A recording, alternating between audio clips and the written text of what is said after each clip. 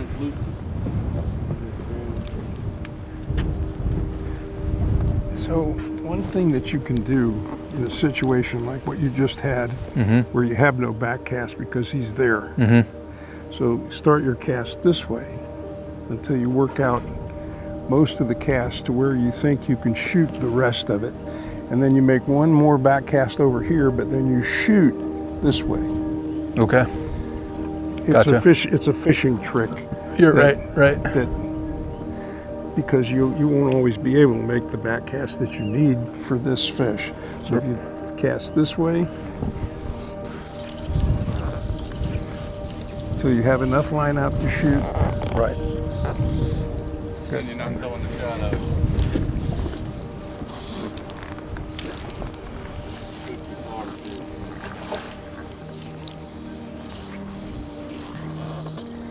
Beautiful, Brian. That's the deal.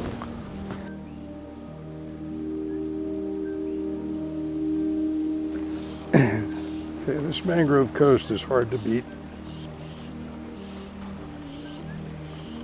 You know, I'm throwing the Axiom 2X today. Yeah. And I do not. Now I don't really even like it. I tell you, I think we gotta try that. Like you're using an 8-weight. I think if we put a 7-weight high vis on it, you'd fall in love again. With the Axiom 2X? Uh-huh. I really do. You pull the file out and you take Corrosion X or one of those lubricants and squirt it in there so that the cardboard absorbs it. So every time you put the file in there, it's lubricating the file, Yeah. keeping it from rusting. Yeah. Yeah. Smart. Smart. Thank you. Yeah. 1,000 thanks. They are right up there with sardines as far as love anchovies. I put it in everything. being healthy. Very healthy, full of good oil, omega-3s. Very healthy. Yeah, this is the breakfast of former champions. Anchovy pizza, full of omega-3 and energy bursting black olives, which are full of omega-4. And then there's some onions, which represents the onion food group, omega-5. So I'm omega'd up this morning, just waiting for the tarpon, which should be here in a minute. Truly sensational.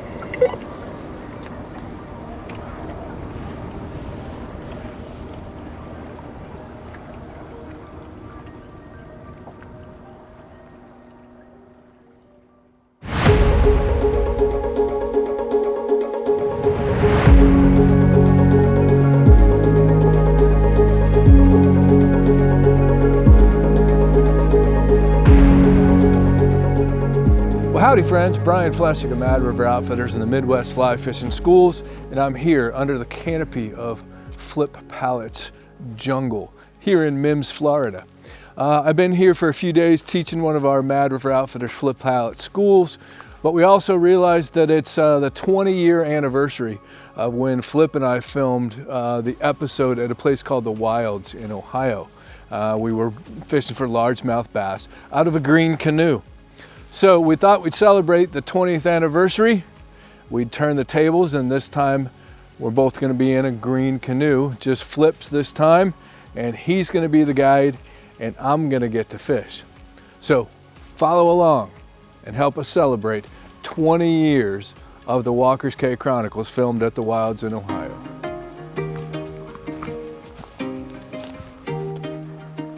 For most of my life, canoes have represented magic carpets that have transported friends and me to wonderful, often isolated destinations.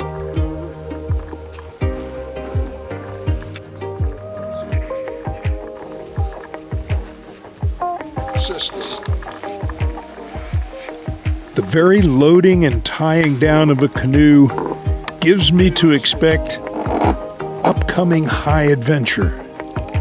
I'm never disappointed.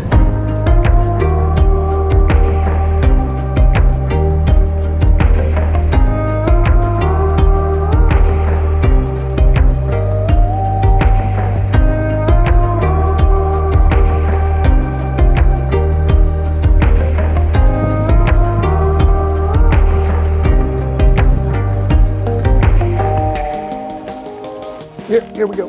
Got it. Got him. I'm gonna get you out of here. Okay, back me out. Brian, this is a very big fish. Back me out. Oh yeah, he's not a giant, but man, I could do this all day, every day. I really could. Well, you are. Yeah. That is a lot of fun on a 5-weight rod, you know? Yes, what a dandy fish. You know? All right, darling, go be a bass.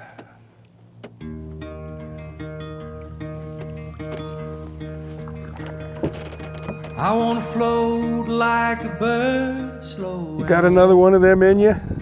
Yeah. I don't know, you're pretty old now. No, let's do it. Got another one? Yeah. All right. Yeah.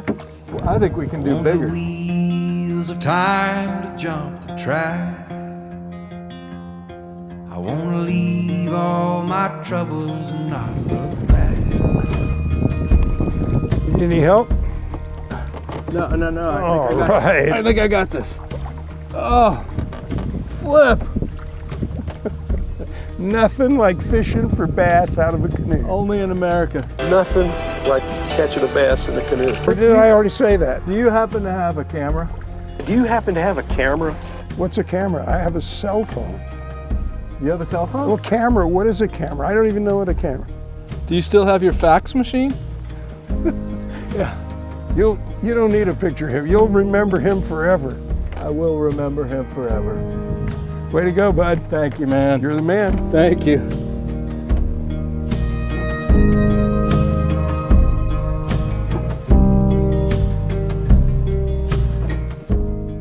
On the Chartreuse Clouser, here we are, 20 years later,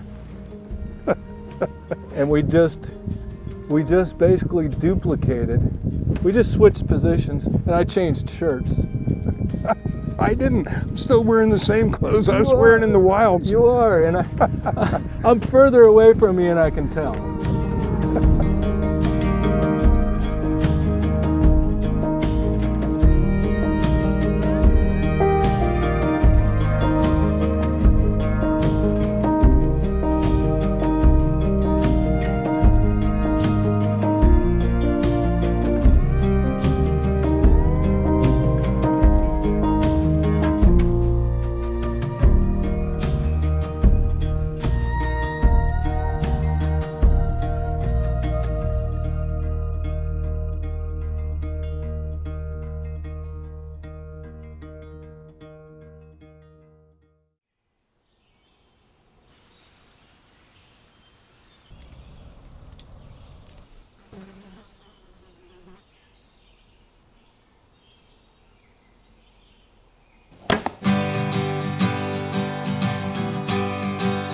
Well, howdy friends, Brian Fleshing of Mad River Outfitters in the Midwest Fly Fishing Schools, and welcome back. We're here in Florida with our dear friend Flip Pallot, and Flip is about to teach me, yes, here on camera, how to shoot a recurve bow? Longbow. Longbow, I'm sorry.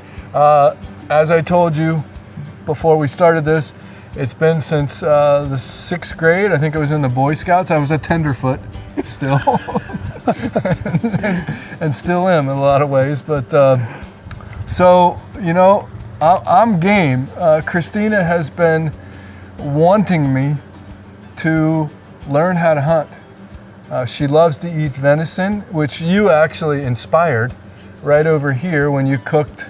I think we had backstraps one night for dinner. That's right. And you taught us this really great recipe And ever since then, Christina has wanted me to be more like Flip and to shoot in certain ways and shoot our own food or kill our own food. So, in fact, she's actually threatened to learn to shoot a bow and what have you. So this video is going to make her really proud. Well, in the next few minutes, you're going to learn, and you'll be able to go right home and kill your own food. Awesome.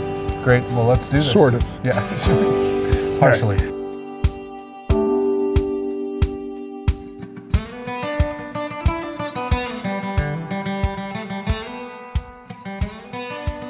This is not so different from fly casting. Okay. In that, hand-eye coordination is really doing everything. Okay. When you cast a fly to a fish or a spot, you don't aim at that spot. Hand-eye coordination causes you to be able to send the tip of the fly rod and the loop to the place that you want it to go. And you focus your attention not on the tip of the rod, not on the loop, but on the target. So this is exactly the same. You look at the target, you burn your concentration into the smallest part of the target that you can. And you draw the bow back and you sort of point with your left hand and draw back and release. And so what it looks like from the business end would be something like this. If I had the arrow on the bowstring and my target was your right eye, I draw the arrow back like this, and you can see that I'm not aiming. I'm looking at your right eye. Yeah. But look where the arrow is going. It's going at your right eye. Yeah. So you're not aiming down the arrow. You're actually looking at the smallest part of that target that you can focus your concentration on. And when you draw the arrow back, you knock it under that little green point there. Okay. Put one finger over top of the arrow on the string, 2 fingers underneath the string. So just like that. Let's step right over here. Okay, so you look at the target, just focus your concentration on the target, draw the arrow back and let it go.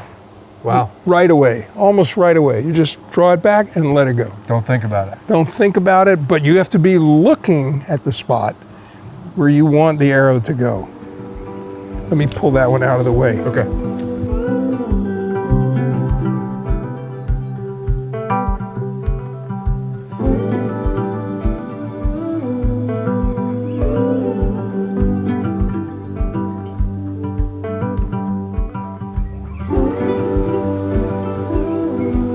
Right at the target.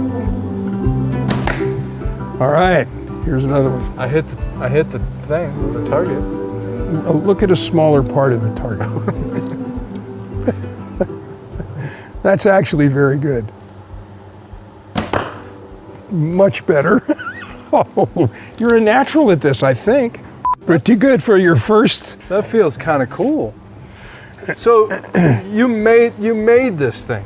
Well, yes, I had some help from a friend who knows how to do it, and he talked me through it, and it was one of the most fulfilling things that I've ever done. And I've shot animals with it now, and it's wonderful when you actually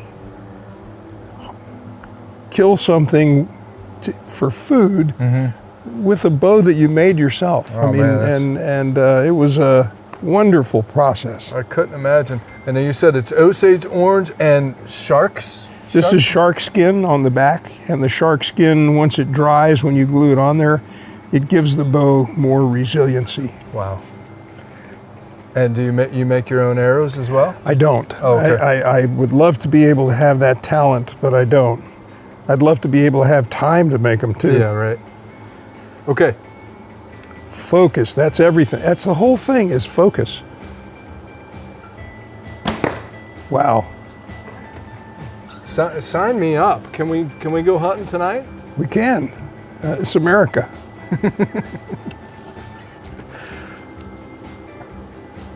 Man, I like that. That's kind of fun. Focus, real focus. Focus real hard.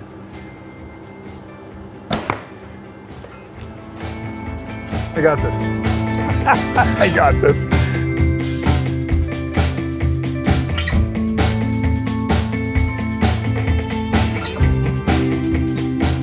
Flip, you have a YouTube channel. Is it amazing? It's amazing. I'm amazed. You've made it. I'm amazed. Yeah.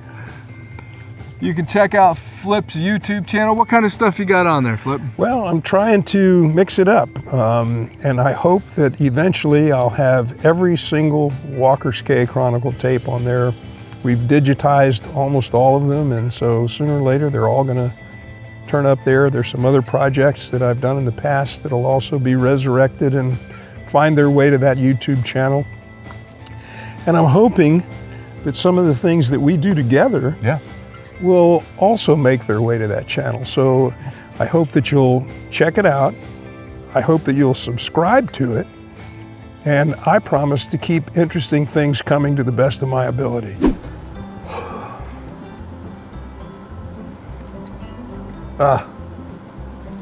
Calm down. Came out of knock. Calm down, very slowly, out of gently. knock? Pull it Slowly? straight back. Pull it straight back. And you don't put your finger up there, No, do you? no. Just, If you want to hurt yourself a lot, you can put your finger up no, there. I'm good. I've done that in the past. Eat brownies.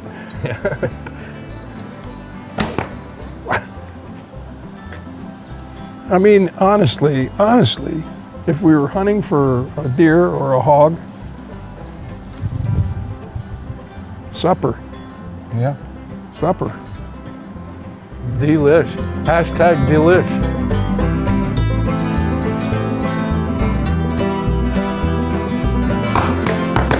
Look at this. So there's this very famous archer. His name is Byron Ferguson. And he's a wonderful hunter, exhibition shooter, and he shoots a longbow and a recurve. And he's very, very famous for actually being able to shoot aspirins out of the air. He'll get someone to throw an aspirin up in the air, and he shoots these aspirins, explodes them every time. So at an exhibition, someone said to him, I don't understand how you can shoot an aspirin out of the air. Yeah. And he said, I just aim for the very, very center of the aspirin. And so the guy goes, oh my God, but still, I mean, the center of an aspirin is so small. He said, the center of an aspirin is exactly the same size as the center of a barn door. So it's about concentration. Focus. Yeah, Yeah. LASIK. Yeah.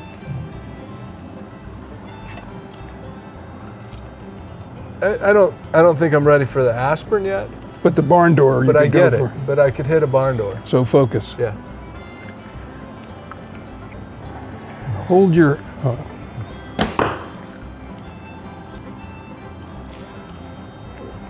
You were going a little bit more. So hold your hand a little closer to so that to the shelf of the bow. And you were a little bit more sideways. You can go sideways. I was a little bit like. you can go sideways. It doesn't matter. You're looking at a spot over there. It doesn't matter what the bow's doing. You just LASIK.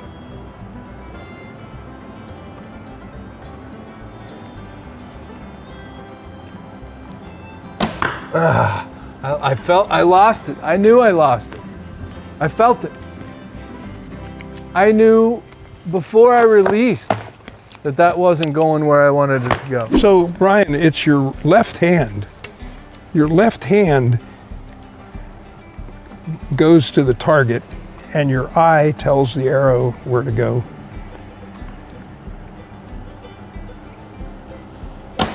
Sweet, Better? sweet, much better.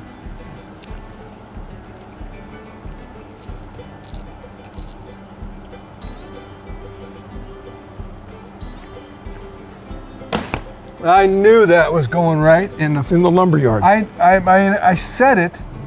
I thought it. I saw it, and it went So I'm going to send you now back to Ohio, flatland.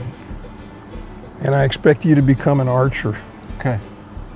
And I know people. Give my regards to Christina, Yes. who will send you a field to bring back a deer Yeah. or a monkey or whatever you guys do. I just learned a lot right there. That was way, in fact, I want to do it more. I mean, you might say I'm LASIK focused. LASIK, but consult your nearby ophthalmologist for more information on longbow shooting. Yeah. Man, that was a lot of fun. And if I don't say so myself, I don't think I did that bad. That was, I said it myself. I think that was you. That was me. Yeah. Well, thanks. Really appreciate that. That was a great lesson. Yep, that was tons of fun.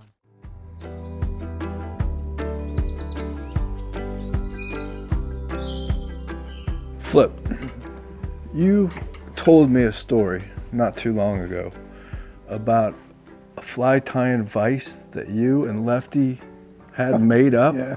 No, I have it. That's it. That's it. There was a metal shop teacher in Fort Lauderdale, a really, really cool guy, Herman Voss, and we needed some way to tie bucktail on jigs. And he made this thing for big hooks. You can also tie flies with it. You adjust the hook size right here. Oh, okay. Yeah. And then you tighten right there. Gotcha. And I mean, it holds on like grim death. I mean, you can't believe how well that holds a hook. Wow. And that, I mean, I've had that thing for 50 years or more. So he just machined and Well, I tell you, truthfully, when we got it, it had one of those clamp things that clamps to a table. Andy Renzetti made this base and threaded the base of this thing, and so this is Andy Renzetti had a hand in this. Yeah. And Andy Renzetti had a big hand in this. This is the vise that I tie with. Well, as cool as this is, and then this is, I mean, this should wind up in some sort of the Museum of Fly Fishing. It should, you know what, it should. Yeah, it really should. I'll talk to him about it. Yeah, this is a piece of history right there. Yeah. So you made two. You made one for you and one for Lefty. One for me and one for Lefty. Yeah. Wow. As beautiful an heirloom piece as this is, your master vise from Lily and Andy at Renzetti. Oh yeah. Yeah. Well, let me tie you a fly. Before you do that, we brought you a gift, okay? And this is a holiday gift, and I thought these were really kind of special. I thought of you. Can you eat it? I mean, you could, but I wouldn't. What kind of scissors? Well, anyhow, these are made by Dr. Slick. And they are 24 karat gold, electroplated. They're plated twice, and then they are hand polished and waxed. And it's a limited edition series of scissors from Dr. Slick. Oh, okay. Thank you so much. Called the Eldorado. Yeah. Very nice. Well, let's wind them up. And here's the 4-inch version, the big ones. Oh my gosh, that's the 3-inch. And then here is the arrow scissors. Oh my goodness. Plated twice, and now you own gold-plated fly tying scissors. I figured if anybody deserves it. That is so sweet. And they come in a Crown Royal bag. A Dr. Slick Crown Royal bag. Yeah. Pretty darn cool. Yeah. Well, thank you. I'm gonna tie this fly with these scissors. You're very welcome. That's from all of us at Mad River Outfitters. Very nice. Well, thank you guys. Yep. It feels like me, man. Like butter. Like butter. All right. So this is just a fly that I tie for. I would probably fish redfish, sea trout. Snook. Now we have, a pretty good amount of snook around, so it's a versatile fly pattern that I use all the time. I'm not a great fly tyer. I'm almost embarrassed for you to see me tie a fly, but nonetheless, here it goes. I'm pretty thrilled about watching. So I'm going to try my new El Dorado. Oh boy, isn't that cool? It's like butter. And they look like butter. All right, so we're going to put in a little bit of flash. And this is just crystal flash? Yeah. And what color are you using? It's sort of a pearlish yellow. Okay. So I hope Drew Chacon is not watching this, because he would roll over in his grave if he saw how poorly I tie flies. I've always tried to impress him without a lot of success. So marabou, I mean, I believe that any fly that you tie is made better with marabou. So I actually like to strip the marabou off so that it's not all one length at the end. Mm-hmm. So I strip the marabou off, and so that it's varied in its length. So you just stripped it off the quill and you're just trying to put together a bunch. Is this going to be the tail? This would be the tail. Okay.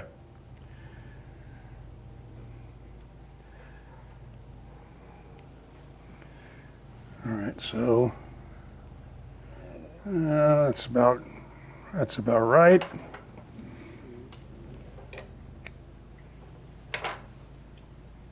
Just tie that in there.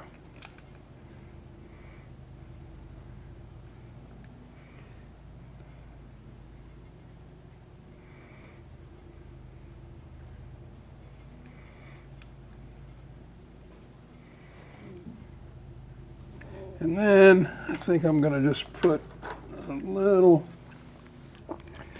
bit of peacock herl over the top of it,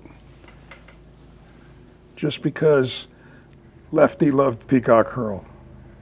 So I'm using some peacock herl over the top of it. You can see that my measurements are not real precise. I was just going to say, you're not. No, I'm just winging it. You're not really bothering with measuring too much of anything. No. I'm just winging it. Uh-huh.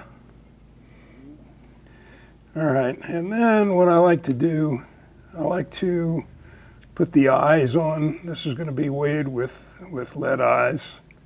So I like to put the lead eyes on, and I just tell you what I've been getting the lead eye. This is just a leader spool. I was going to say, you got to tell us about and that. I just keep my lead eyes in there, or bead chain, whatever. So sometimes it's hard to get them out of there. So I actually use my scissors, to reach in and get a lead eye out. Nice. All right, now we'll put that on here. That right there is just so Flip Pallot. Taking a leader wheel, an old leader spool or tippet spool, flipping her upside down, and it becomes a... works pretty good. It works great.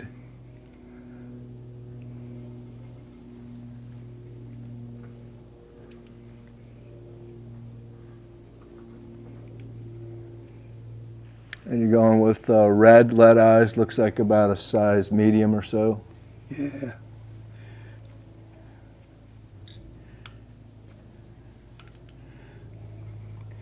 Okay, so now I got my eyes, I got my tail is all wrapped, so I'm going to do a little bit of a body with some chenille.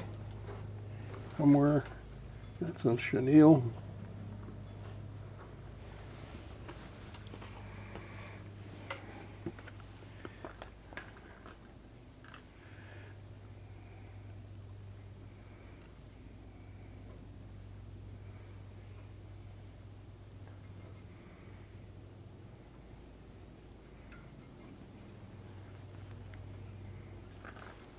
So you tied that in at the bend, basically, and then wrapped your thread forward. Yeah.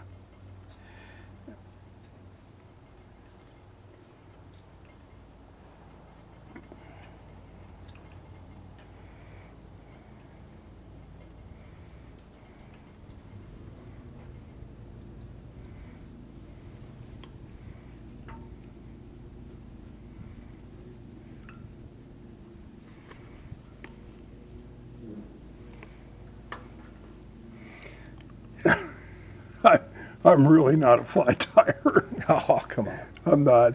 But you know what? I do it therapeutically. To me, it's just fun to do. These are great scissors. So, okay. So, I mean, this is the simplest of flies. And then I just take a little bit of brush. I hope I have enough here. That's all I had laying around. Just had a little bit of brush for a hackle.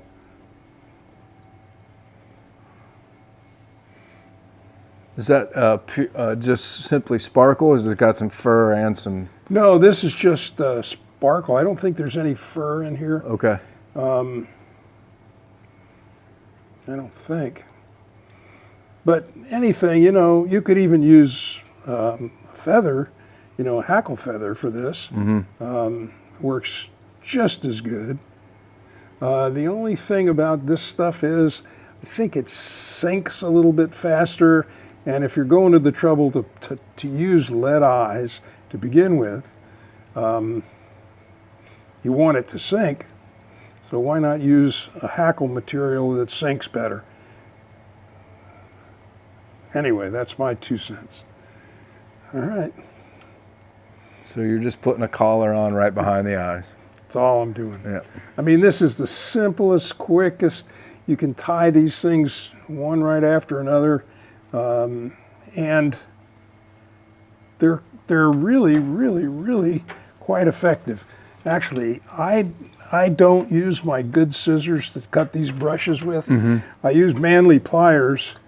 I kick the thread out of the way with my hand, grab the brush, because the brush is made out of a wire. And I actually cut it with Manley pliers so that I don't damage my gold scissors.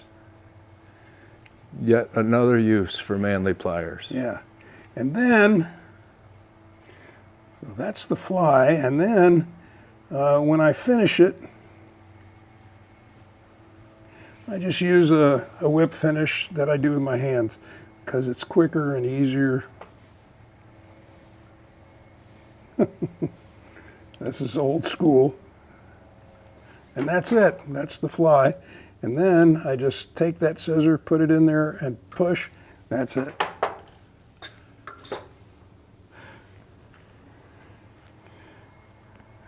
You know what? That's a badass little fly. For redfish, snook, Yeah.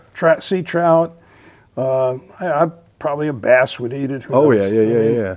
That'll catch bass. I'll tell you the truth, trout would eat the hell out of that. A brown trout would eat that so fast they wouldn't even be fair. Yeah. So just a little flash, first marabou, peacock curl over top, Yeah.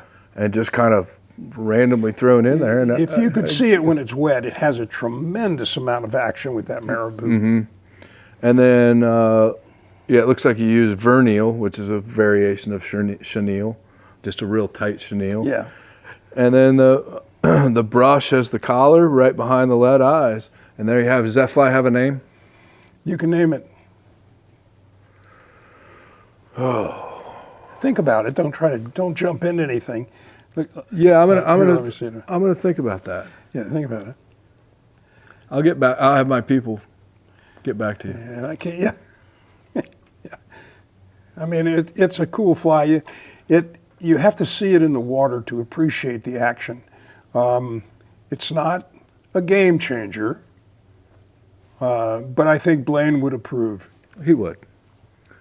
But he would be nice and say that he did anyway. He would. Yeah, whether he did or not. Right.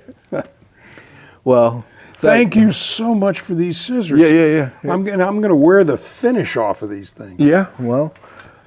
Thank you so much. That was really sweet. Yeah, I just thought it was pretty neat. You know, fly tires are always, I mean, everybody's got scissors, but these just came out from Dr. Slick. They also, get this, they also did a set of them in Damascus. Oh my goodness. Yeah, but they were like $1,800. Yeah, I can imagine. Wholesale. I wanted to show you something. I'm tying an awful lot of flies on these and having great results, and Rob Fordyce is as well. But it's an inline hook, very short shank. Tremendous action with that hook with that eye in line. And that very, very short shank gives you better hookups. And they're less likely to throw the hook as well. Much less likely with Yeah. that short, with the shorter the shank. It's funny you bring this out. We I don't know, a little over a year ago, we did a similar skit with Kelly Gallup, and he tied one of his flies called a belly bumper, and it's also on a No kidding. inline. Great minds think alike. He's become a big fan. In fact, he's got a hook called the belly bumper hook, and it's all of them are these inline eyes. And I tell you, that is really one of my favorite flies, his belly bumper, and the action on it. You're right. It just You get great action. it just with that flutters eye, back and forth. Wow. Who's making that hook? Do you know? Have your people get back to me. They're on it right now. They overheard that. They're on it. Okay. Great. Yeah, they're on it. Well, Flip, thank you. I'm gonna. No, thank you. This was extra sweet. Cool. Awesome. I mean, Well, it's great to be with you, and great to watch. I don't. If I'm not mistaken, I'm not sure you've ever tied a fly on camera. Maybe a couple. no, I don't think I have. I don't. I think was you very have. nervous. You could probably tell. I was very nervous. Yeah. Well, I didn't want to say anything. Yeah, well, it was nice of you not to. Well. All right, man. Well. You can't have that fly, actually. Oh. But I just wanted you to see how I tied it. Fair enough. You can't actually have it, though. Well, I took a mental picture of it, and I will get back with you on the name. Okay. Well, in that case, you can have it. Oh, thanks. All right. All right.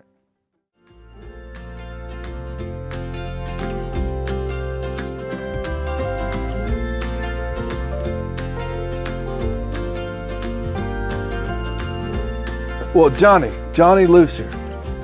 Thank you so much again for a great day on the water. Yeah. Did a fantastic job. In fact, we hear rumor that you were doing some directing behind the scenes. So our viewers out there have you to thank for a lot of the shots that we got today. So, as always, Flip and I greatly appreciate everything that you do and you've done over the years. And we'd like to present you with this TFO Mangrove Coast fly rod. It comes equipped with a TFO BVK SD fly reel and, of course, the Flip Pallot high vis fly line. That's my favorite fly reel right there. If you look at my stuff, I've got a bunch of them. That's all I use. Well, thank you. I'll put it to good use and make him teach me how to use it. I'll Well, make sure you put it to good that's the use. least we can do. We really appreciate everything you did for us today, and it was a pleasure being out there on the water. And you guys are friends that go a ways back. Might recognize you from doing a Walker's Cay Chronicles or two. Yeah, did a couple with him. That's when I first met him, and Yeah. done a few other things with him. But and I met you quite a while back. What was y'all's first episode y'all did together? Well, it's funny that you ask. I don't know if you realize this, but 2022 is the 20th anniversary of the first Walker's Cay Chronicles that we filmed together. At the Wilds in Ohio. Yep, right in my 20 backyard. years? 20 years ago we filmed. God, you don't look that old. I mean, you really don't. Well, thank you. I don't age. But yeah, it was 20 years ago that we filmed that episode. I wish you'd have been there for that one. There's a story. I mean, you can't believe the story on that Oh, one. there's several stories. There are several Yeah. stories on that one. Yeah. Well, tell it. Man, I mean, I'll let you start. So we, Brian and I go back and forth, and he tells me about this place in Ohio called the Wilds, where they have, I can't remember how many acres. 10,000 acres. It was 10, that's right, 10,000 10,000 acres. acres. And they were protecting these animals that were endangered around the world. There was a certain rhinoceros that they were put, hippopotamus and giraffes, and all loose on this 10,000 acres. But there was a series of ponds. They weren't really ponds. I think initially Strip mine. they were strip mines, Reclaimed strip mine land. and they had filled up with water, and then they had filled up with really, really big bass. I mean, some really big bass. So Brian, we were looking for something to do, always with walkers, and we decided to go to the wilds with Brian and do this bass show there. So we get there, and Brian had everything taken care of. I mean, he had canoes, he had camera canoes, he had electric trolling motors, he had all the rods, all the reels, all the flies, all the line, everything. He had everything. All, Mad River Outfitters had just taken care of everything. Red carpet. Yeah, I mean, we were, and the people from the wilds were so happy that we were there filming, and it was really, really, really a wonderful and beautiful. I mean, you couldn't tell that these were strip mines. I mean, they had all been planted with trees and everything. It was beautiful. So the first day, you know how it is on the first day of filming. I mean, you're getting used to the cameras, you're getting used to the place itself, you're getting used to a different kind of fishing that you've never done before. We were fishing out of canoes, so you're casting at water level for these bass. I mean, it was just, we got some good stuff. We caught a couple of really, really nice bass. Yeah. And we got some really good footage on the first day. At the first pond, there were a whole bunch of different ponds, and our plan was to hit these different ponds. So the first day in the first pond, everything went really, really well, and we filmed right up until almost dark. So I said, listen, why don't we leave all of our stuff here? I mean, just leave everything here, and we can, I mean, nobody's here. We just come back in the morning and get our stuff. There's nobody here. Nobody can get into this place. No danger. We just leave everything. I mean, the place was fenced in. It was 10,000 acres. It was fenced in and then fenced in again. And so and supposedly protected. They were keeping rhinos, for crying out loud. So Bob and Rick, the cameraman and the sound man, they go, no, we're going to take our stuff. So Brian and go, well, go ahead, you sissies. We're going to leave our stuff here. All of our tackle, canoes, trolling motors, paddles, cushions, everything. We're going to leave our stuff here, and we're going to hide it up in the bushes. So we did that. We hid everything in the bushes. Yeah. And we go home, we have supper, we go to the motel, we have a nice night, we all go to sleep, we get up early the next morning, and we come back. Everything is gone. Everything is gone. Gone. It's like we came back to a different place. Yeah. There was like no rods, no reels, no trolling motors, no canoes, no paddles. No, if we'd have left the peanut butter sandwich, it would have been gone. There was nothing left. Am I lying? No. And we just look at each other, and our film is over. I mean, because everything the first day, I mean, we filmed individual tackle. We filmed close-ups on all the reels and fighting fish. We had a canoe that was gone. We had paddles gone. Everything. No sign of. I mean, you couldn't tell. No. Nobody's supposed to be in here. No. Who let y'all in? No, I had a key to the place. I mean, we ran a business there. I ran a business there on their property for 10 years. But it was locked up, and the people just couldn't come and go as they please. So somebody had to come get your stuff. Somebody, they snuck in. Yeah. But how they knew? There. How many lakes are on there? Oh, there's over 100 lakes. And they came to our lake somehow. I mean, it was an inside job. I mean, somebody had to know something. There are 100 lakes. They had no way. No one had how. I don't know. That was. I don't know. But we, actually, Flip and I, we stood there, and we looked down and we said, "Wait a minute, where's?" And then we kind of walked over here. We're like, maybe we left it over here. Maybe it's over here. And then we finally realized that no, our stuff is gone. And I was you know, it was 20 years ago. I was still fairly young in my career, and I mean, I had my rods and reels and leaders. I had my flies. I mean, bags of equipment. I was so well prepared for this. I mean, I wanted to do a good job. I mean, this is one of my childhood heroes growing up watching Flip on TV, and here I am.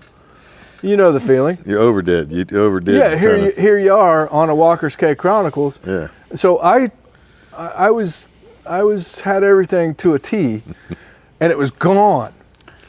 It was gone. And so we went back to the lodge where we were staying, and we called the police. You remember the police being there? The police came out, took a full report, and the director of the wilds came out and started doing damage control and crisis control. And I got on the phone with Mad River Outfitters, and they wound up bringing us rods and reels. If I'm not mistaken, they brought us rods and reels. They brought us a trolling motor. I mean, they went around to Walmarts and they got paddles, cushions. We went out and bought some stuff that second day. I think we went to Zanesville and got some stuff. Yeah. And somehow we put this whole thing back together in one day. Yeah. I mean, I think we did lose a day. I think we lost a day. We lost a day, and I think we had 4 days. Yeah. And we lost 1 day. So we now are down to 3 days. And some woman posted on eBay. Was it eBay? Yeah. Posted on eBay a fly reel, a certain brand. It was a Finor. Yeah, okay. It was a small Finor, wasn't it? Yeah. Or was it a T-bore? It was a T-bore. It was a T-bore, and it had red my handle. name engraved on it. And the red handle. And also, the manufacturer of the reel made special red handles for me. All of the handles for everybody were black, but he made red handles because I wanted them to look like the old Seamasters. Oh, yeah. With the red handles. And so, I mean, this thing comes up on eBay. There was no question. I mean, Well, you could clearly see. I mean, on the front of the reel, it had the red handle, and on the back of the reel, it had the name Flip Pallot on the nameplate, and they're selling it on eBay. Why was y'all looking at eBay? The day after it was stolen. No, somebody saw this. One of my customers saw this. They knew the story because the story was pretty legendary, amongst Mad River Outfitters clients and throughout Central Ohio. And somebody saw this on eBay and said, hey, Brian, they sent me a message and it said, I think we may have found some of your stuff. So this is after the fact, not during the shoot. No, this is like a year later. Oh, okay. Yeah, this is later. It's like a year later, the next summer. It was like 2003. All of a sudden, I get a phone call and it says, hey, Brian, you might want to check eBay. There's a reel on there that says Flip Pallot. So I called the sheriff and I said, hey, you remember this report? And sure they did. And I said, well, check this out. They went to the house of the person that was posting that reel, and they found most of his stuff. A few of the rods, a couple of reels and stuff like that. They didn't really find any of my stuff, the canoe, none of that, the trolling motors, none of that. But, and I wound up having to go drive out there to the sheriff's department and claim his reel and some of his stuff. But so it was, I mean, what a fiasco. But I mean, the beautiful thing is that we pulled it off. But there's another part to the story. There is another. Well, before you get to that, let's talk about, because that's of course I'm biased, but that's one of my favorite episodes, and I think you've always agreed that was pretty amazing. I mean, we had some things happen fishing wise in that thing. One thing that I remember is that Brian hooked a bass that was about this long, a nice bass, and fights him up to the canoe and gets him almost up to the canoe. And Johnny, a bass comes to try to eat Brian's bass, and his mouth was like this fire pit. I mean, I don't know where this. It's a true story. I've never, still to this day, I've never seen a bass. No, neither have I, and neither have I. This thing was some sort of a prehistoric thing that came up out of the bottom of this thing, and it tried to eat a bass this big, and it chased that thing around the canoe, and all the time I'm trying to get a fly in front of this bass, and actually he did take my fly one time, but I failed to. No, you jumped him. Oh, I failed to land him though. You failed to land him. But he did take the fly, and I thought I got a good hook up on him, and I got a sensational jump out of this thing. Oh, that thing was twirling. It was like a tarpon. Yeah, unbelievable. All right, now can I tell? Then we wound up at the end of the show. We had still not really caught a big show bass. We'd caught plenty of bass, but we still hadn't caught that show bass. We got that good footage. And you can see it, and I'm sure we'll play it here. But you can see the whole thing where I say flip cast over here, flip cast over there, and it was on a chartreuse clouser, if you remember. Yes, sir. It was on a chartreuse clouser, and he hooks the bass. It jumps, it comes out of the air. Immediately off, and we were both just we didn't know what to say. We couldn't. There were no words. I think that's exactly what you said. As a matter of fact, I think you looked back at me and said, "Brian, there are no words," and I was doing something like this. I was going like, I've never in all the years that I've been bass fishing. But I think we got the jump, and we got the jump. Yeah, it's on. I mean, on film, we got it. But we wound up literally like the last hour. We wound up hooking a really, really, I mean, not like that giant, but it was a 6, 7, 8 pound fish. I don't think we weighed it, but it was a big bass. It made the show, and it was one of the biggest bass that I had seen at that time come out of there, and it was really special. Flip, we were getting hung up on something, and I was backing the canoe out, and then Flip finally lands the fish, and of course, in typical Walker's Cay Chronicles fashion, they did a great job of making a great story out of it. And then Flip lands the fish, and he says, "Hey, Brian, do you happen to have a camera?" And he said, "I'd like to make a photo of this." And sure enough, I had a camera there, and boom, I made a picture. And they froze that frame, and it was really special. It was cool. And it was in that same episode that we first played music together. That's right. At the end of the show, we got you had a mandolin, I think. I was playing the mandolin, and I had my guitar, and we were playing down on a dock, I think. Yeah. We played around a campfire too for the end of the show, and we were actually cooking up a bunch of bluegill that we had caught. Yeah. That's when you showed me that recipe where you kind of flay them, and then you just take them, you take the rib cages and just peel off the meat like that's a southern way of cooking bluegills. Sure. So it turned out to be a really special, and this was 2002, so we threw in a little bit of the patriotism. Flip said something like, I think in the show, that there's nothing more American than catching a bass on a fly rod, and nothing more American than sitting around a campfire and picking bluegrass tunes, which, if I remember correctly, we played a song called Red Haired Boy. And we actually recorded the song. Rick Patterson recorded we sat around a picnic table and recorded the song, if you remember that. Yeah. So that was actually Flip and I playing in the show. And the intro, and then the outro, and the whole 9 yards. But yeah, there's more to the story. Yeah. So, I get home, and the day that I get home, I start feeling. Oh no. Well, no. Let me back up just a minute. So, the mosquitoes at the wilds were terrible, and so these guys they're putting on all kind of spray, and they're coating themselves with all kind of stuff and everything, and the mosquitoes really were bad.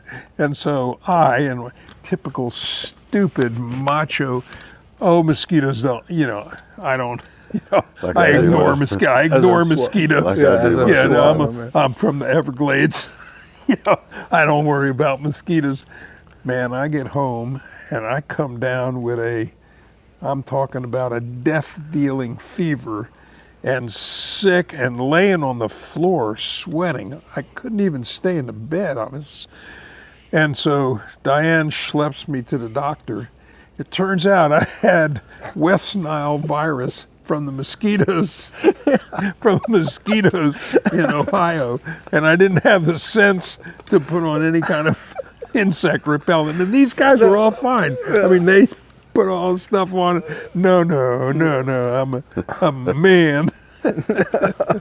God, I was sick. West Nile virus. Oh my God, the fever. I had a high fever, laying around on the floor. For days. I remember calling you and shortly after, and you just telling me that you had never been so sick before, never. and that you were never coming back to Ohio to fish again. And it was, we had all of our stuff stolen, and you got West Nile virus, and never come back to Ohio. But then it was the next summer that we filmed the Carpin episode. No. Which was thanks to The carp. Carp, yeah. Yeah, which was thanks to Whitlock, which was thanks to Dave, and of course thanks to Lefty. Yeah. And that whole thing was brought on by Lefty, because I took Lefty carp fishing out there, and he immediately fell in love with the place and the fishing. I mean, you're throwing mulberries at carp, and he said, Brian, you gotta contact Flip, and Flip's got to film a show here. And so this is actually how Flip and I met. Lefty, this is many years before we did the Wilds thing, but Lefty said, Brian, you got to bring Flip out here. He's got to film a Walker's Cave. So he gave me Flip's fax number. And so he said, just fax him. He'll get back to you. So I started faxing Flip like once a month. And once a month I would fax Flip. This is long before we had internet or a cell phone or anything like that. So I would fax him, and no response. Finally, like a year later, I get this phone call. Is this Brian? Yes, this is Brian. This is Flip Pallot. Why do you keep faxing me? Lefty made me get a fax. I was guiding. There was no reason I needed a fax. Lefty said, Flip, you have got to get a fax. You have to have a fax. And I went, Lefty, what am I going to do? Put it in the bait well of my skiff? I don't want to listen to, I don't want to have a fax. I don't want that. And so but it was Lefty. So I got a fax. I actually got a fax. Yeah, I know. Lefty beat me up so bad over the fax. And then I didn't have any idea how to use it or what it was for or what. I had no need for a fax. And then I keep getting these faxes from this guy in Ohio. And I'm first of all, nobody else had ever faxed me, ever. First one to fax. What a great honor. Were you faxing a piece of paper Yeah. with a note on it? Or? Oh, yeah. No, I faxed him religiously. Because some of the faxes would print out the paper, some you had to push the button to make it I print have no out the idea paper. what it did on his end, but Nothing. I sent a piece of paper through with all of my information, and please give me a call because I would love to fish with you, and I'd love you to come to Ohio and come to Mad River Outfitters, and I never heard nothing. In fact, I used to call Lefty. I'd say, Flip doesn't respond to me. And he said, Brian, just keep faxing him. He'll get back to you eventually. Lefty also, after the fax thing, seriously, I wish Diane was here. Lefty made me get a computer. He said, Flip, you have to have a computer. I went, Lefty, I don't know anything about it. I don't need it. I don't need it. He goes, you need it. You have to have it. Lefty actually sent a friend of his from Maryland to Homestead, where Diane and I were living, and he brought a computer. The guy brought a computer from Maryland, set it up in our house, and tried to teach me how to use the computer. That would have been a show. It would. Well, let me tell you how it ended. The show ended. I became so frustrated with this computer. Now, this was back in the days of DOS as an operating system and floppy disks, and I mean, I had no. Aside from Lefty, I didn't know anybody that had a computer, and I had no need for a computer, and I couldn't use it. It frustrated me. Anytime I tried to do anything, it didn't work, and nothing worked. And finally, I reached the height of my frustration with this computer, and I took it out in our backyard in Homestead, and I shot it with an arrow. And the arrow stuck right in the floppy disk port. It was the coolest, and so I took a picture of it with my camera and sent it to Lefty, and Lefty had a conniption. I mean, he was so pissed off at me because I shot the computer, but it made me feel so good when the arrow hit the computer. Oh, God. Well, it was Lefty that first inspired me to contact you and gave me your contact information, which I don't think. How did that work out for you? Not too well. I'm sitting here, aren't I? Well, I guess ultimately it did. I apologize for not responding after to your fax. 25 years of friendship or whatever it is now. And it was also Dave Whitlock. You know, Dave introduced you to the carp thing, and I think opened your eyes to that. And then when I told you about what we were doing, I think there was some legitimacy at that point. And I think Dave told you should go fishing with this guy, because of course I took Dave out there on several occasions. And Dave and I filmed the DVD, the video. Well, it was a VHS video when it first came out. Dave and I filmed the carping video, and it was all about catching carp on a fly and mulberries. But so it was really thanks to the two of them that you and I became friends and solidified that friendship. And we've been friends, and we've been doing work and doing schools and filming shows and filming YouTube stuff ever since. But that episode of The Wilds, that was our first. That was our first one together, and since then, I can't count the individual film projects that we've done together and little snippets and things. But and websites and schools. We're just getting started. Yeah. We're just getting started. Well, and I'll let you in on another piece of trivia. The Carpin episode was the third last Walker's Cay Chronicles ever filmed. And the last two Walker's Cay Chronicles ever filmed were in Chile.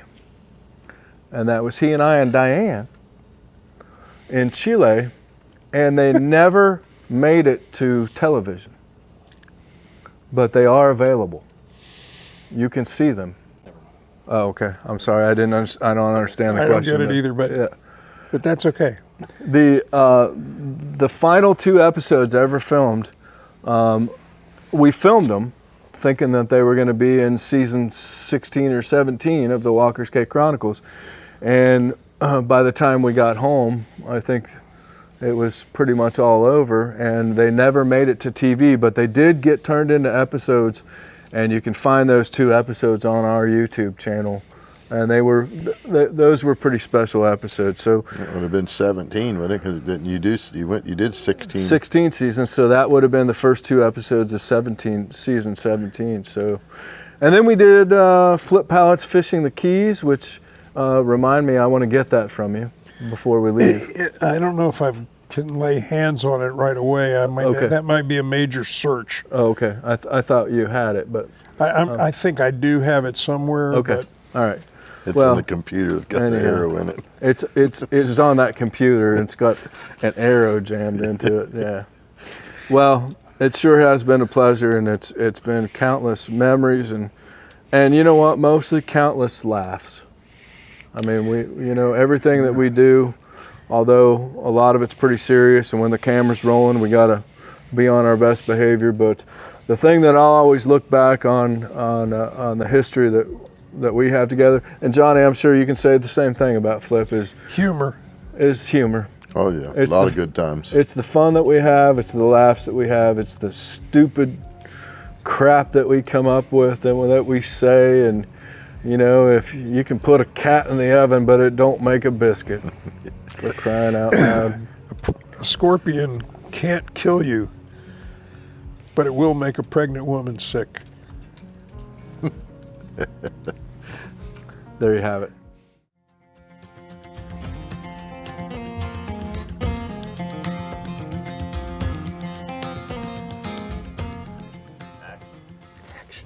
I love it when he says that. All right, Flip. I've got my new Cortland High Vis Flip, brand new, out of the box, 6-weight. Specifically brought it down here for us to rig up for fishing here on the St. Johns River. So tell me how we're going to go about this. You've kind of... Well, I do want to introduce you to a leader system that I think you're going to be fascinated with. So Cool. we start off, this whole process by cutting this loop off. No. I got this. Look at this. Boom. Cut. Oh. Yeah, loop, out of here. Get it out of here. Get it away from me. No loop. Evil. I'm going to explain to you why that loop is evil. The loop is just the fly line doubled and then welded. So the loop creates two things that are evil. It creates a stiff spot in the end of the line, and it creates weight. It creates a heavy part of the line because it's doubled. Well, you've got this scientifically designed tapered, and all of a sudden you have this fat part at the end. It makes no sense. And it's made even stiffer and more evil by a leader which you now loop to loop through here.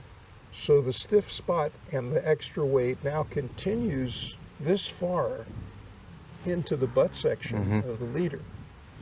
So we have designed in the front of this fly line a front taper which diminishes toward the connection with the butt section. And the purpose of that is to bleed off the energy of the loop, which comes through the fattest part of the fly line, the head, and generates tremendous speed and energy heading toward the connection with the butt section. So as this loop unrolls this way and reaches that loop, it unrolls, and because of the extra weight and stiffness, it catapults down. Or if you're casting 3/4 arm, it catapults this way. If you're casting sidearm, it catapults this way. It can't help it, it's weight. And the energy throws that weight and it interrupts the unrolling of the leader. The fly line has already unrolled. The front taper of the fly line has already unloaded and delivered this tremendous energy into this stiff, heavy spot, instead of seamlessly transferring the energy of the unrolling fly line loop into the butt section of the leader. So instead of using that, what we're going to use is a Snail. The Snail takes just a matter of seconds to tie. It doesn't require any tools of any kind. It's a superior connection to a nail knot. And I'm going to show you why in a moment. But what is required to tie the Snail is what we'll call a stiffener. And I just have a little bodkin here. It can be an unstraightened paper clip. That's what we use at the shop, is a paper clip. It could be a piece of welding rod. It can be anything that's roughly the size of the fly line, but stiff. It could be a toothpick. All right, so you take one end of the leader and you pinch the fly line and the bodkin together, or the stiffener together, and you lay the fly line of the leader butt section right up in there and pinch it together. Then go to the other end of the butt section, get the other end of the butt section, and we're going to pinch it in there too, but going in the opposite direction. So what we've made here is just a big loop. Yeah. Right, and then we take this part of the butt section, and we're going to make 9 turns. It gets its, actually gets its, so we take this part of the butt section, and I'm going to turn 7 to 9 turns. It gets its full strength after 7 turns. You could do 9 in an abundance of caution, but 7 is probably plenty. So 1, 2, and I'm turning back toward.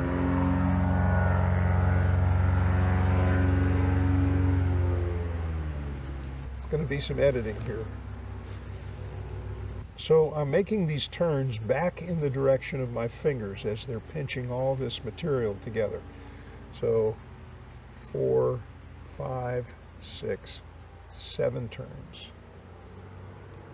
So I just pinch it together, and I pull the other end of the butt section through that snell. And that's it. That's the knot. It's done. That fast. It's actually much faster if I wasn't explaining it as I was doing it.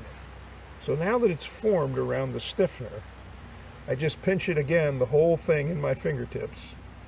And I grab this tag end in my teeth, grab the other end of the butt section, and close the knot up on the fly line. And see how small and pretty that knot is. I'm gonna actually pull that knot down real tight. And when I do that, inside that knot, you will see that the fly line itself created a curlicue. So I can pull that as hard as I want. I can't pull it off of there. Yeah. So now I take a trimmer and I clip it real close so that there are no tag ends whatsoever.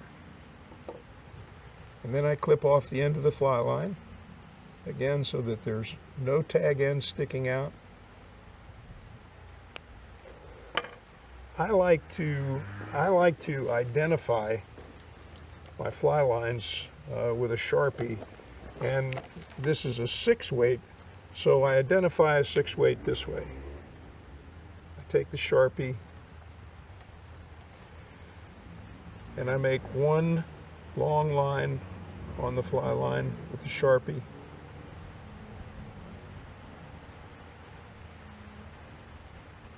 And that line represents that it's a 5, and then I add a small line down here apart from the 5, so it's 5 plus 1, it's a 6. Got it.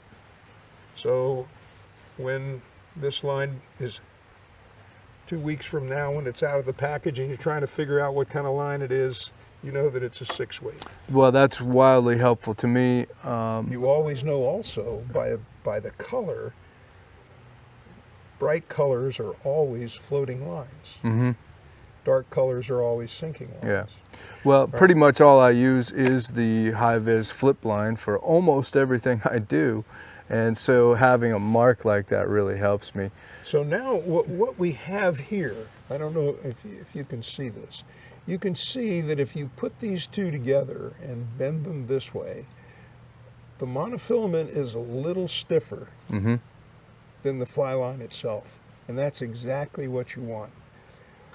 Because as this fly line unrolls toward the target, there's tremendous velocity in that loop unrolling. And then it does hit that little bit of a knot, which is extra weight. You have to have a connection of some kind. But there's no flat spot there from double loop and double line in the butt section of the leader. And there's very little weight as compared to a double line loop and a loop in the butt section. I mean, it just transfers the energy of the cast itself right straight into the butt section of the leader. Yeah. And typically and traditionally and historically, our forefathers taught us that a proper leader was 60% butt section, 20% midsection, and 20% tippet.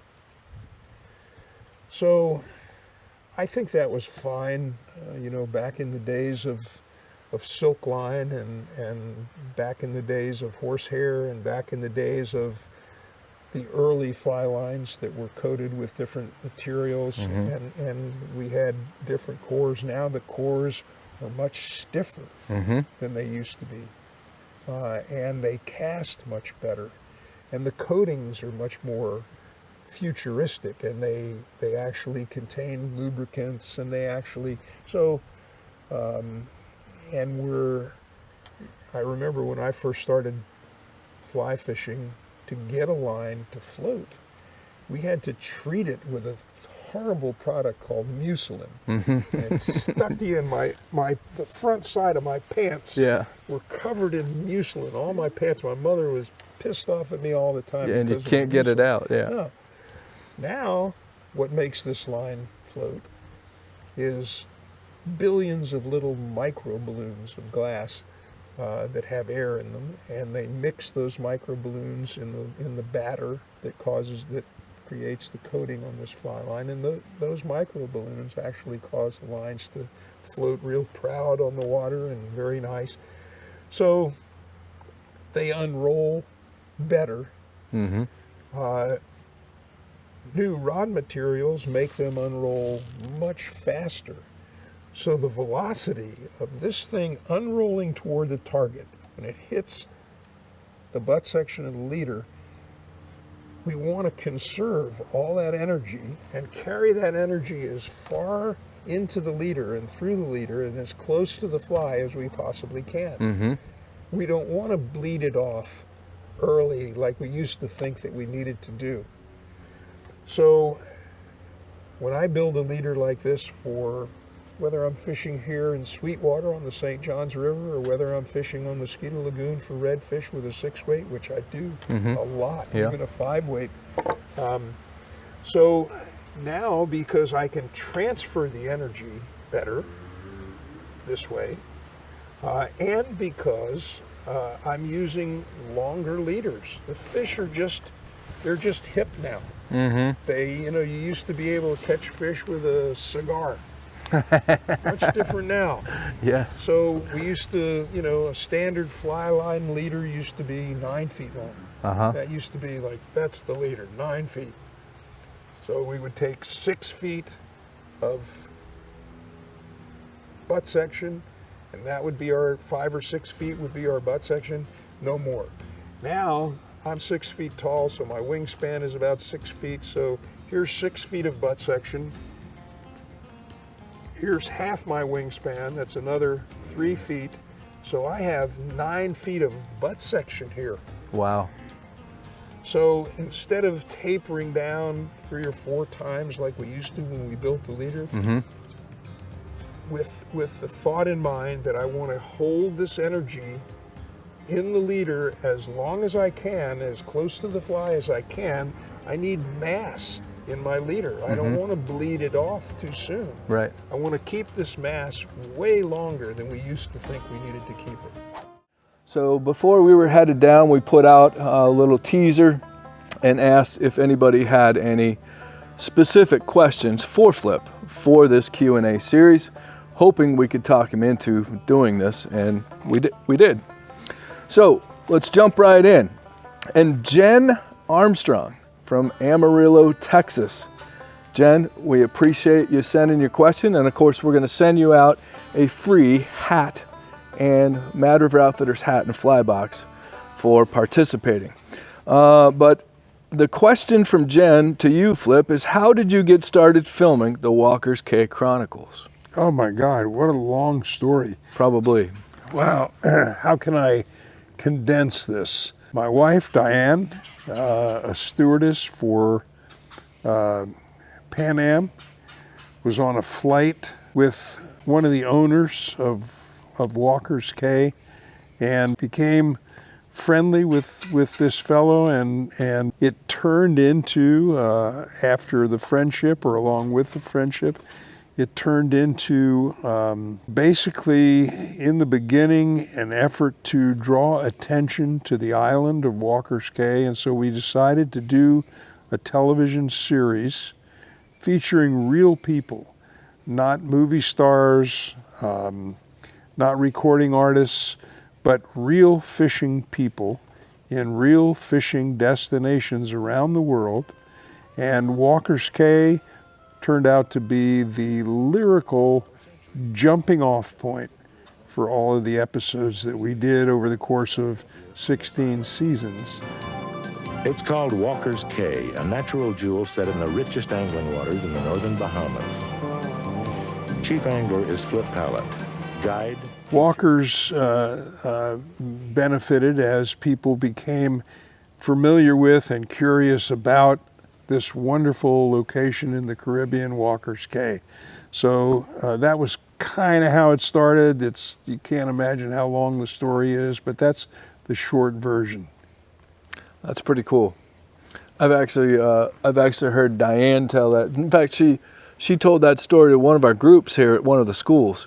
Yeah. And I remember everybody just hanging off every word. It was just so fascinating. It's a wonderfully long story, but yeah, who has time? Yeah, but I mean that's pretty neat. That gives you the gist of it. That Diane met one of the owners, Yeah. and then Diane kind of told them who you were, and then they wanted to meet you and come and fish with you, and one thing led to another, and they obviously had the wherewithal to sponsor something like that, and then next thing you know, ESPN picked it up yeah. first, correct? Oh yeah.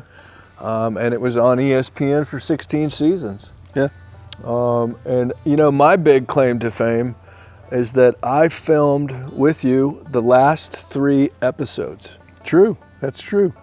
And others as well. Yeah, but I filmed the last 3, and it's kind of funny. The carp episode that we filmed, and I'm sure there's a link right here down below me to that. The carp episode was the last one that we filmed together that actually aired on television. The last 2 that we filmed were in Patagonia, Chile, and they never aired. We got to do something about that. Yeah. we have them. So, yeah, pretty neat. And you know this. I've told you this over the years. It was a great honor to be a part of that show. I'm very proud, and I know you are. Heck, today we just tried to kind of recreate one of the episodes after 20 years, and I think that's going to be something. We did. Yeah, we did. I think that's going to be something neat to see. But I was very proud to be a part of that, and it was a big turning point in my career. And also, you and I became very fast friends. And I'll never, those are memories that we will never forget. And luckily, they're burned into film. All right. Yeah. On the Walker's Cay Chronicles. Yeah. Question number 2 comes at us from Dennis Francis from Milwaukee, Wisconsin. And Dennis Francis says, Flip, what is your favorite TFO fly rod? Oh, I don't have to even think about that one. My favorite rod made by TFO is the Mangrove Coast. The Mangrove Coast succeeds the mangrove, and I don't think there ever would have been a Mangrove Coast, except that we were no longer able at TFO to get the materials to make the old mangrove rod. They discontinued some of those materials, and so we redid the Mangrove Coast. I think we made some significant improvements. Yep. Right now, today, if I had to go anywhere in the world and pick a fly rod, it would be the Mangrove Coast. Not just TFO, but anything out there. That's my favorite. You know, I'd have to back you up on that. That rod is getting fantastic reviews all over the place, and it's just starting to get its legs under it. I mean, and people are starting to find out about this rod, and they're telling friends, and then they're posting stuff on internets, and there's been some reviews recently by legitimate shops and companies saying that it's the best saltwater rod ever made. And yeah. Well, it is a pleasure to cast, and it is a pleasure to have a fish fight with. So if you haven't, give it a try. There you have it. Mangrove Coast. Mangrove Coast. Number 3, in your videos with Brian, me, about cutting your welded loop, aren't you worried that the line core will soak up water and begin to sink? And that comes to us from Steve Duncan from Monroe, Tennessee. No, I'm not worried. Here's why. Number one, the core of the fly line is anhydrous, so it can't absorb water. The second part of the equation is that what we recommend is that you tie a snell with the butt section around the end of the fly line, and that snell closes so fiercely that it closes off the end of the core and no water can get past it. It's a pretty tight, serious connection. I don't think any water can be absorbed by the core. I've heard you say before that it seals up, and the way that the snell cinches down, it all. Well, it's something unique to the snell and the core of a fly line. Don't really know why, but when you make a snell in the end of a fly line, what happens to the core is that actually corkscrews inside the snell. Once you close that snell, if you look at it real closely, you'll see that the fly line inside the snell actually makes a curlicue. The snell closes so hard on the end of the fly line that it causes that curlicue. No water can get in there. And last but not least for today, we have Johnny DeLeon.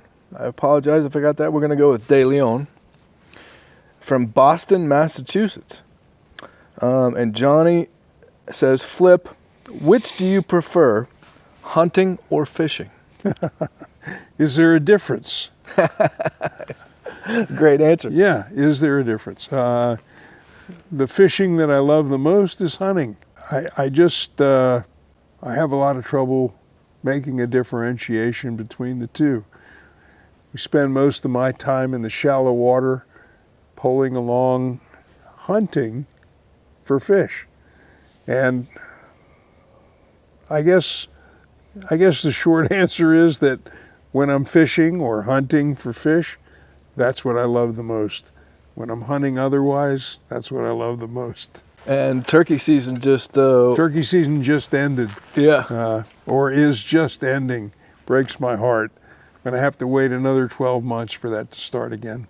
I know in my cabin I sleep under about a dozen turkey beards. 47 turkey beards. I was close. Yeah.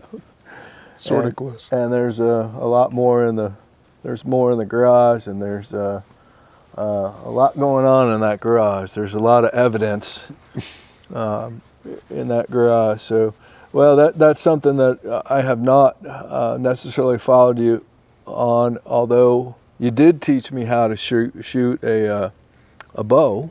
Yes. And my staff, shortly after that video came out, the staff of Mad River Outfitters bought me a Fred Bear. And what has happened with it? Oh, I shoot it. I shoot it in the backyard. Huh? So anyway, well, thank you, Flip.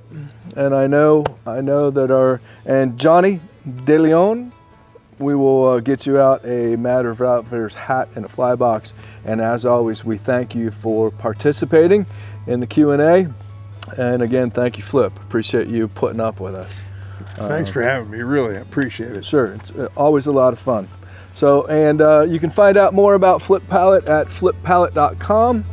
You can check out Flip Pallot Outdoors. You can check out a website called Doing Right. and I'm sure that just got bleeped out because this is a family channel. Doing right. Doing right. Aren't we supposed to do this? Or doing right. Yeah. You can figure out what it is, I'm sure. Well, howdy friends, Brian Fleshig of Mad River Outfitters in the Midwest Fly Fishing Schools, and we're sitting here around the fire, as you can see, with our good friend Flip Pallot. And wanted to take a minute, circle back a bit and talk about a tool that Flip introduced me to many years ago. In fact, do you recognize these? I recognize those pliers, and they look a little different than when I gave them to you, but I recognize them. Yeah, it was 2005. We were filming Flip Pallot's Fishing the Keys together out of Isla Morada, and you gave me these as a gift because, as you said, I needed them. I did need them. I think I was using some fancy pliers at the time, and you took it upon yourself to go pick up a pair of these on my behalf, and you gave these to me along with the Flip leather holster, and really one of my most prized gifts, prized possessions, and one of my most important tools. The Manley pliers, as you have taught me, explained to me over the years, the Manley pliers are simply the best. We've done a couple of plier shootouts over the years, and $200, $300, whatever dollar pliers, and at the end of the video I always come back and these are my favorites. Although we did one time where we were actually, you know, because a lot of them have bottle openers on them now, and the Manleys do not have a bottle opener. And then at the end of the video, I figured out, well, why do I need pliers to have a bottle opener on them? But I think you have something. Can I just interrupt you for a second? Yeah. I mean, yeah. I do have something, but I have my own pliers that I wanted to tell you a story about. But all right. I do want to interrupt and mention that the Manley pliers have the best bottle opener of any pair of pliers in the whole world.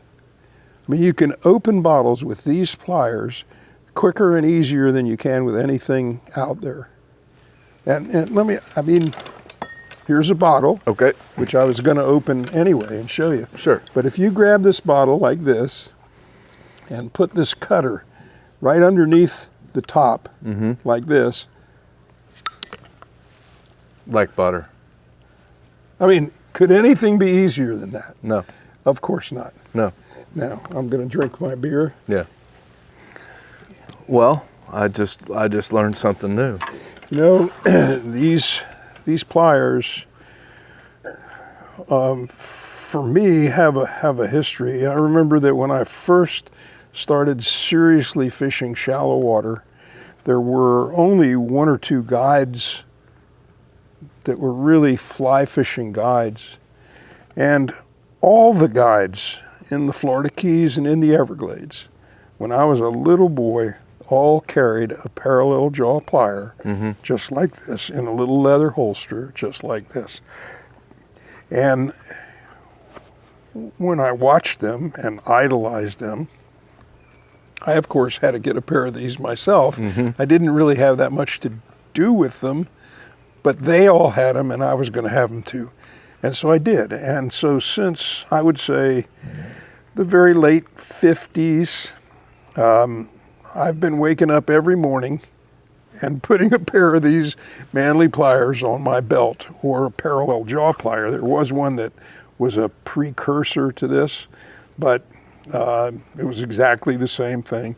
And so since those early years, I've had one of these things on my belt, and about 2 or 3 days ago, I was surfing around on my phone in the middle of the night, and I came up with an old movie from the middle 70s, the early middle 70s, called 92 in the Shade. It was actually a film made from, a screenplay made from a book written by Tom McWayne. And it was about the Florida Keys and fishing guides. And, you know, and it was an adventure movie, pretty cool. And as I watched that movie, every one of the guides in that movie had a pair of these pliers. No kidding. On his belt, every one of them. And you know, today, the old school guys, or the people who are staying in touch, or the people who really know what pliers are all about, all still use these. But the vast majority of people have these trendy frou-frou pliers with a bottle opener on them, and something that'll help you tie your shoes and a nail knot. But there's something about, I mean, something about a parallel jaw pliers where the jaws actually work parallel, and because of all the hinge pins and everything, you have a tremendous mechanical advantage with these pliers. You can put tons of pressure for you cutting hooks, cutting wire, cutting leader material, squeezing weights together, split shot, grabbing hold of nuts and twisting. I mean, it's just really the best, and it's little and light and convenient, and I mean, I ain't switching. It's they're absolutely critical for me for knot tying. Oh, that's right, grabbing tag ends. And Grab things tag. like Well, that. I can grab a tag end when I do the snell. When I snell my butt section onto the tip of my fly line, I can grab onto that tag end, and then actually these are so good, they'll stay on the tag end. I can let go of them, and they stay there while I cinch the knot, and reef on it. Is you know, mess with it and get it in the right spot, and these will stay on that tag end. I can let go of them. Yeah, there's just no, and you explained to me many years ago why, you know, the parallel jaws are so good with, you know, with other pliers that close like this, they're constantly squeezing whatever you're trying to grab onto, they're constantly squeezing it out and they're pushing squirting it out. the work out of the jaws. They're trying to squeeze them out. These things grab them and hang on like grim death. Did I say it? Grim death. Well, you know, and they make them in, I think this is the 4-inch, and they make a 5-inch or something like that. And those are spring-loaded jaws. I can't listen right now. I'm drinking my beer that I opened with my Manley pliers. Right. Well, we're going to have to make a note. We're going to have to make a new video in the bottle opener series and include the Manley pliers. So you're a good friend of Hank Manley. I've really had some enjoyable fishing with Hank. Yeah.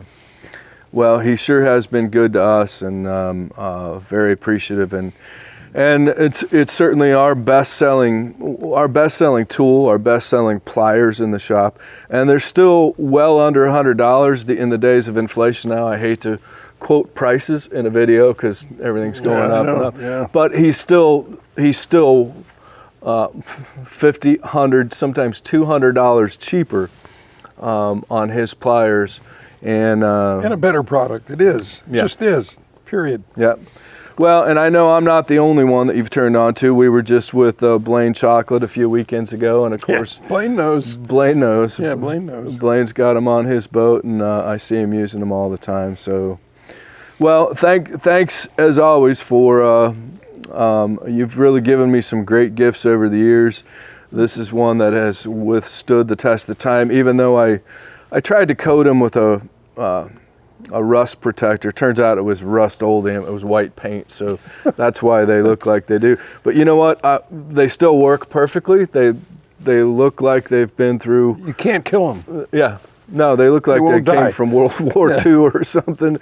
But no, they won't die, and this leather sheath that you made me won't die. And it's one of my most prized possessions. It goes everywhere in the world with me. They're always on my yeah, I got that. I had a little grizzly thing with this arm, and sewed it on yourself. I sewed it on myself, so I have trouble doing that. I can't get it. Well, thanks as always, Flip, and Hank Manley and the Manley Company. You know, what do they make? Racing car stuff or something like that, or car parts, or I really don't know. Oh, okay. I didn't really know that they made anything else. Manley Industries, yeah, they make really? that's their main business, and he's just got one. It's a little segment of the company. I think Hank does it just because he's good at it, obviously, and it's something he has a passion for in fishing. But no, it's a very small part of their company, and but they still do a great job. It's great folks. So thanks Flip, thanks Hank Manley and Manley Industries, and of course you can check out Manley Pliers. One of the things that I wanted to talk about today is something that you and I have talked about before. We've done this with fly rods in our hands. We've done this actually sitting on your back porch quite a few years ago. But that's talking about the breaking of your wrist during the fly cast. And this is such an important component to the method of fly casting that you and I teach. And we teach this in our schools, which we do here in Florida, by the way. Check it out at madriveroutfitters.com. But that method of casting is called the high-speed high line. High-speed high line. It was not my... Right. Yeah, I just sort of poached this from Charles Ritz. And you've kind of tweaked it. I think we've both kind of tweaked it over the years and over teaching and learning how to teach this method. But one of the things that is integral to this type of system is after the loop is formed, then we relax the wrist. And you know, another person that taught this method and taught this was Jim Green. Do you remember a video on, it was called The Secrets of Fly Casting? I have not seen that. I believe it was 1975, 1976-ish. It was Jim Green, I forget who it was published by, and he exactly talked about relaxing the rod tip back before you begin your forward stroke. So I was very interested and thrilled to see someone else many years ago talking about this same concept.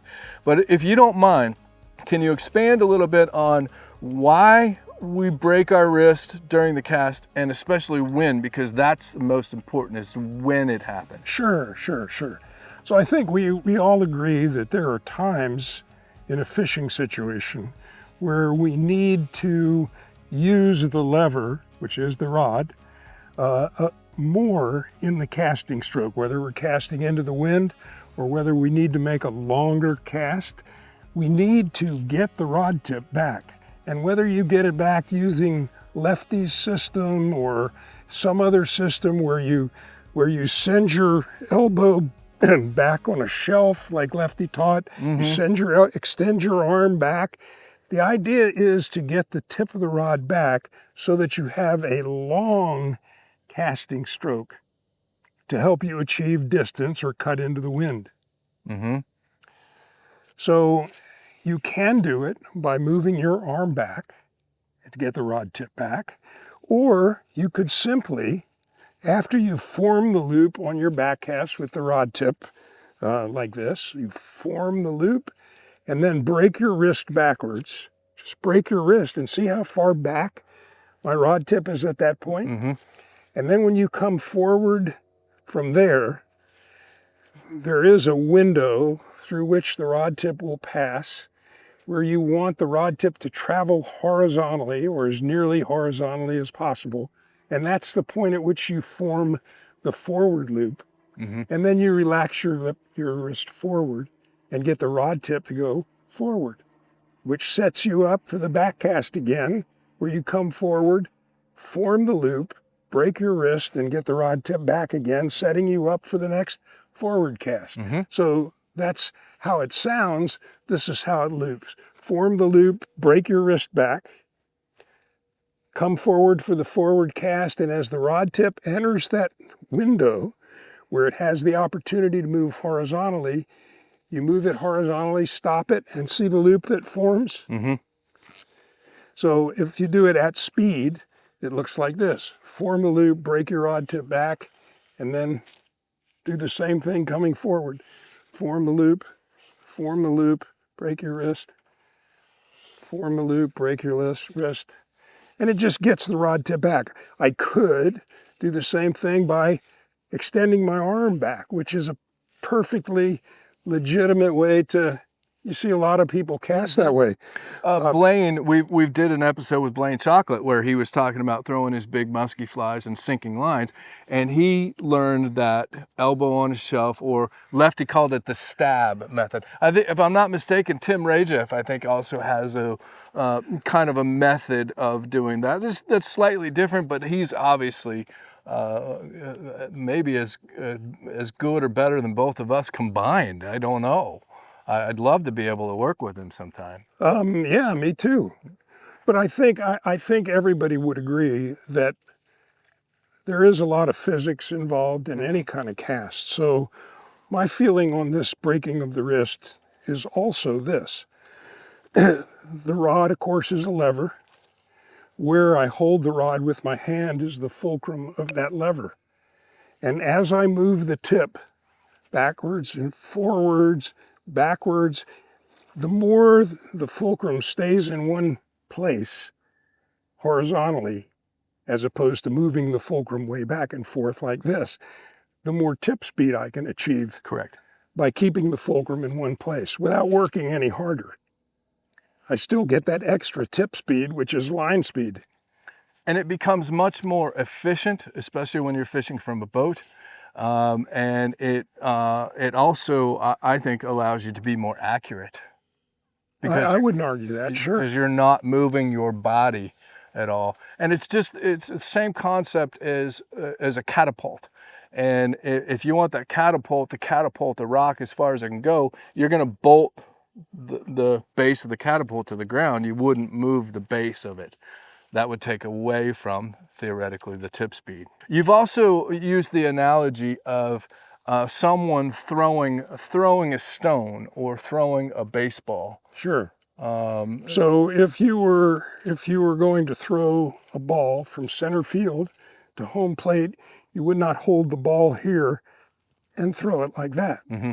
You would take the ball as far back as you could using the lever, which is your arm, over the longest possible distance.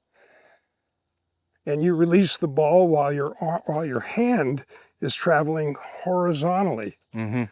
so that the trajectory of the ball is not a great big arc. Right. Yeah. So again, that's kind of the why. The when is after you have formed the loop,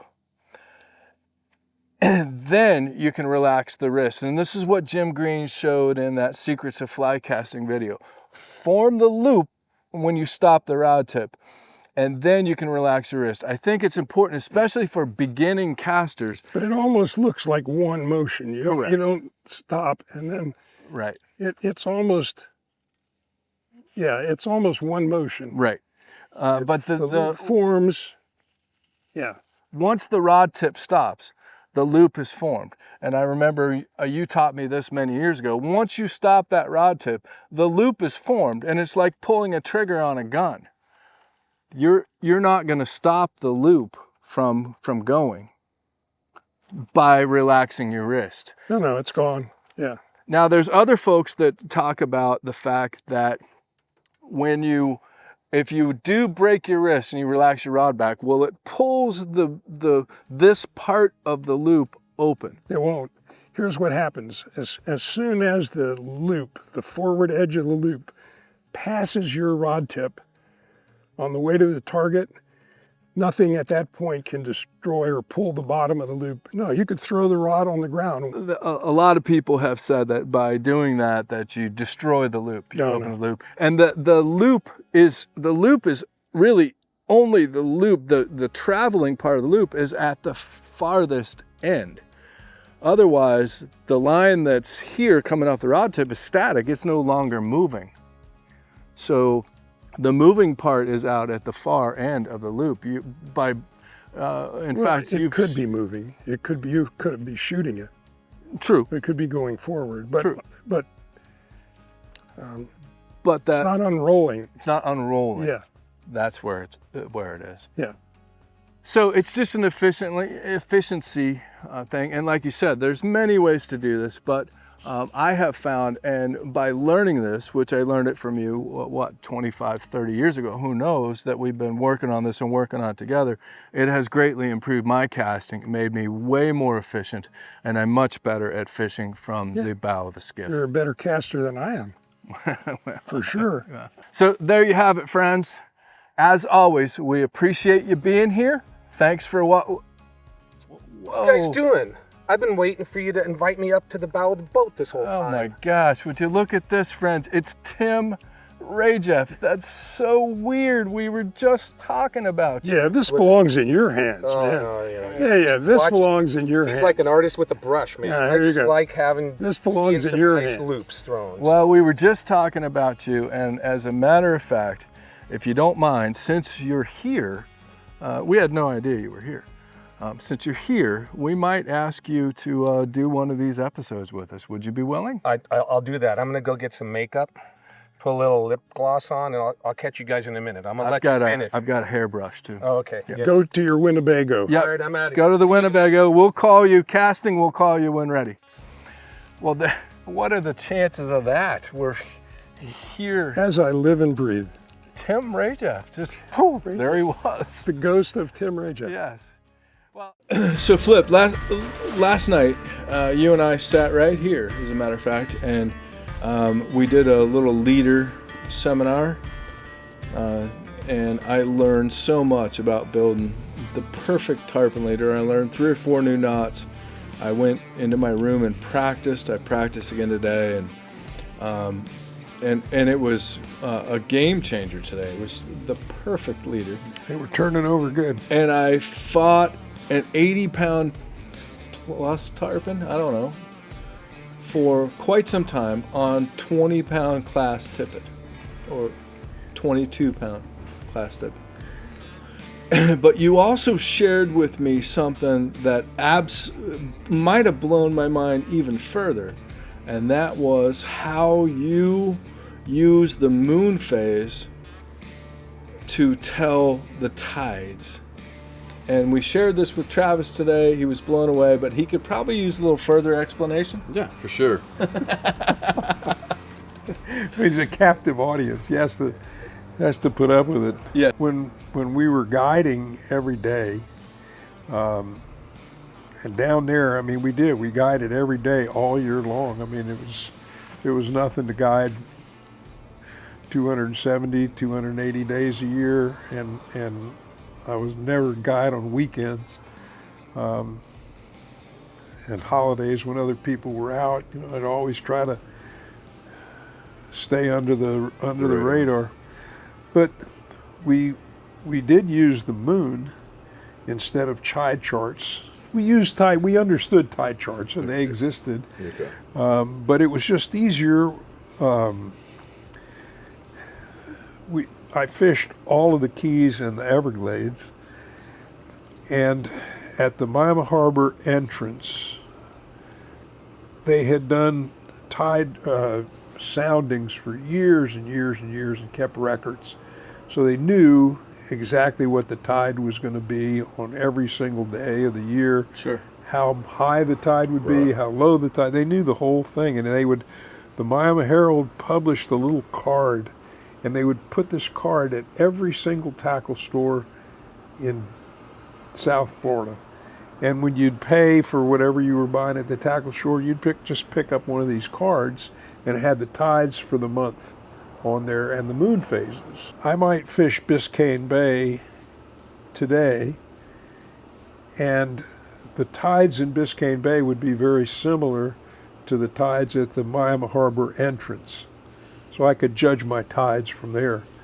But when I would get down to Flamingo in the Everglades, you know, at the bottom of the peninsula, you could notice that the tide there was the opposite of Miami Harbor entrance plus 2 hours. 2 hours, and the plus 2 hours in the opposite tide. So if it was high at Miami Harbor at noon, it was low at Flamingo at 2 o'clock in the afternoon. Right. So we knew the variables of the tide, but it was still high and still low.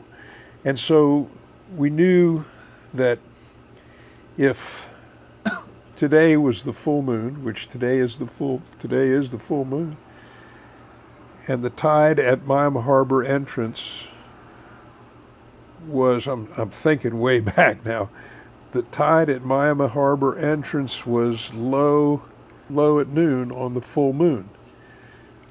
It would be low at Miami Harbor entrance on every full moon at 1 o'clock, at 12 o'clock, forever and ever. It's always the same on the full moon. It might be higher or lower based on the apogee or the perigee of the moon, because of the moon's elliptical orbit around the Earth, but it would always be low at noon at the Miami Harbor entrance when it was a full moon. So we could look up at the moon and see the full moon. We knew what the tide would be at Miami Harbor entrance. We knew that at Flamingo, at Cape Sable, it was the opposite tide plus 2 hours. Man. And we knew that at Islamorada on the ocean side, it was 2 hours later than Miami Harbor entrance. So it was low at noon there. It would be low at noon at Islamorada on the ocean side at 2 o'clock in the afternoon. Same tide, but 2 hours later, and so forth and so on. And you Key said, West tides would... And you said it would also be the same on the new moon. It would be the same on the new moon. So on the full moon and the new moon, so you could always look up at the moon and know what you were dealing with on any given day. Yeah. So if you knew the moon phase... You didn't know that. Right now. You didn't know that, right? No. You didn't know that. I mean, I never studied it that way, you know. No, I didn't. Because we got all this either. technology. I just looked at the moon, now. the chart, and It's full, I'm right? high, I'm The low. waxing. Well, you're looking at your Yeah. machine or your phone. It's or, not full, It's not full yet. so it's Well, I whack. mean, but it's that's it's some got one more day or That's some something. good knowledge, man. that's Look some up the stuff. tide at the Miami Harbor entrance. They had to think like that. It's full You know, we have tomorrow. all this technology. They really, Look up the tide They at didn't Miami have Harbor the entrance. technology that we yeah, we've got all of it. Now they didn't have it, and Entrance. they really had it in their mind. So they learned to go by the moon, and they figured that stuff out, and that's something that you and I just don't have, but we can. I mean, we're lucky we get to sit here. Yeah, and you get to glean from that. We get to glean from that, and So it's incidentally, just to carry it one step further, if you have a half moon, if you have a quarter moon, right. the tide will be the same on the quarter moon. Yeah, it follows that. Yeah, That program. Yeah. forever, forever.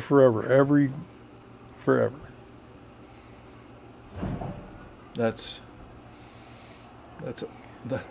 wow. So we used to use the moon and the tides to figure the worm hatches. So we knew what tide phase the worms like to hatch, Yeah. and we knew relative to the moon when those tides would occur, what time of year and everything. I mean, we knew that I don't know, it's been so long since I've figured all this, since I've had to figure this stuff. Sure. But we used to figure the worm hatch always occurred the last moon, new or full, in May, which might be this moon. Mm-hmm. Yeah. Yeah, 'cause we're That on that falling water at the Bay Honda Bridge in the Keys, the worms would run. I'm sure that you've probably fished that I have, yeah. with Bruce. I fished it with Bruce. Yeah. Yeah, was it amazing? Yes. Yeah, I mean, it's pretty amazing. It's pretty amazing. So when do you want to know? For tomorrow? No. I just want to know, what it is at noon. At noon, it's going to be a low. See? I mean, I remember this from. Look at that. I remember this from. It was so ingrained in my brain from everyday guiding. every day thinking that way. Yeah. So okay, low at noon. That's So- crazy, man. So it would be low at Islamorada at 2 o'clock. It would be low at Cape Sable. It would be high at Cape Sable at 2. Snake bite, Yeah. for example. Oh my God. Snake How many bite. times have I heard Vince and Uncle Bill say snake bite in my lifetime? So snake bite Oh my God. would be like 3 hours later than Cape Sable, because it took all that water coming out from snake bite going toward the Gulf for snake bite to drop, for the tide to drop down in snake bite.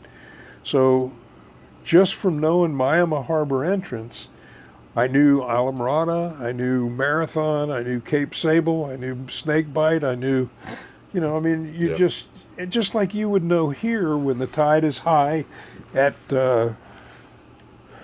on the Cape. Yeah. Here, you know that somewhere way up at the head of the bay, it's 2 hours later. That's right. Or something like that. I don't know. I mean, I have no idea, but you do. Yeah. What else is interesting about it is that probably 2 or 3 generations ago, which is no time at all, everybody who was worked in the outdoors or farmed or whatever knew all this stuff. That's right. They knew the stuff. I mean, it was part of their world, and How they planted or anything. they had to know these kind of things. And today we look at our plotter, and it gives you the tide graph. That's right. It gives you the water temperature. It gives you the lunar phase. I mean, the moon phase. It gives you, I mean, everything. It just turn it on, and it's all there right at your fingertips. But if it ever goes out now, you'll be able to. That's right. If you lose your internet. Or get an EMP or whatever it is, they'll know how to fish. You'll be ahead of everybody. What a cool generation. And you know, when I was growing up, I didn't have the internet, so to a certain extent I came from that generation as well. And to a certain extent did the same you, thing, knew everything, how to run this bay at night to go floundering. He knew when the tide was going to be falling on this beach. I've got to be here in a few hours. So we'd be floundering somewhere, and the motor would start, and we're going to that spot. Did it seem like magic to you? Yeah, and when we got there, those fish, well, especially on flounder, he wanted to have that incoming tide where those fish are hitting the beaches. So when we start pulling down those flats, he would start seeing those beds on which way they're facing, and he'd find that fresh bed, and he would find the flounder that way. You'd see a bed here, and then that tide come up a little more, and he'd shift, you know, because he's on a flounder's waiting for something to come by, and he hits it, you know, and he's not out there just searching like a redfish. So we'd find those beds, and he'd just walk himself right on in and find that flounder that's been bedding that whole tide, incoming tide. Did it all seem like magic and witchcraft to you at the time as a kid? It was, you know, that was an awesome time, you know, to be able to grow up like that, sleep on those boats. Especially tonight, it's dead calm, man. Yeah. Oh man, you get those right tide, you know, and he would know right now. He's 83, on a full moon, what part of this beach to hit when those fish are going to start hitting that beach. Every bar that we hit, he still has that. He's sharp as a tack. I bet if you asked him, he based it on the moon. Yeah. Oh yeah, he wants to know. He would want to know when that tide's pushing those fish in. Well, he didn't look at a tide chart. I'm sure he looked at the moon. Just kind of, he knew. We'd go, and every night we rode around. I mean, just every night when we ate supper, my dad would ride to that field over there between Appalachian and East Point. And I just thought about that, so it just kind of brought back that memory to see what the wind was doing. Even if we went or not, he just wanted to know. Rode out there every day. You know, they still ride around. He's still thinking about it, but it was cool. How old is your dad? 83. 83, my age. Yep. Yeah. You're not going to say anything? You're not 83. But I will say that y'all's generation You will be. had You such will a be. sharper.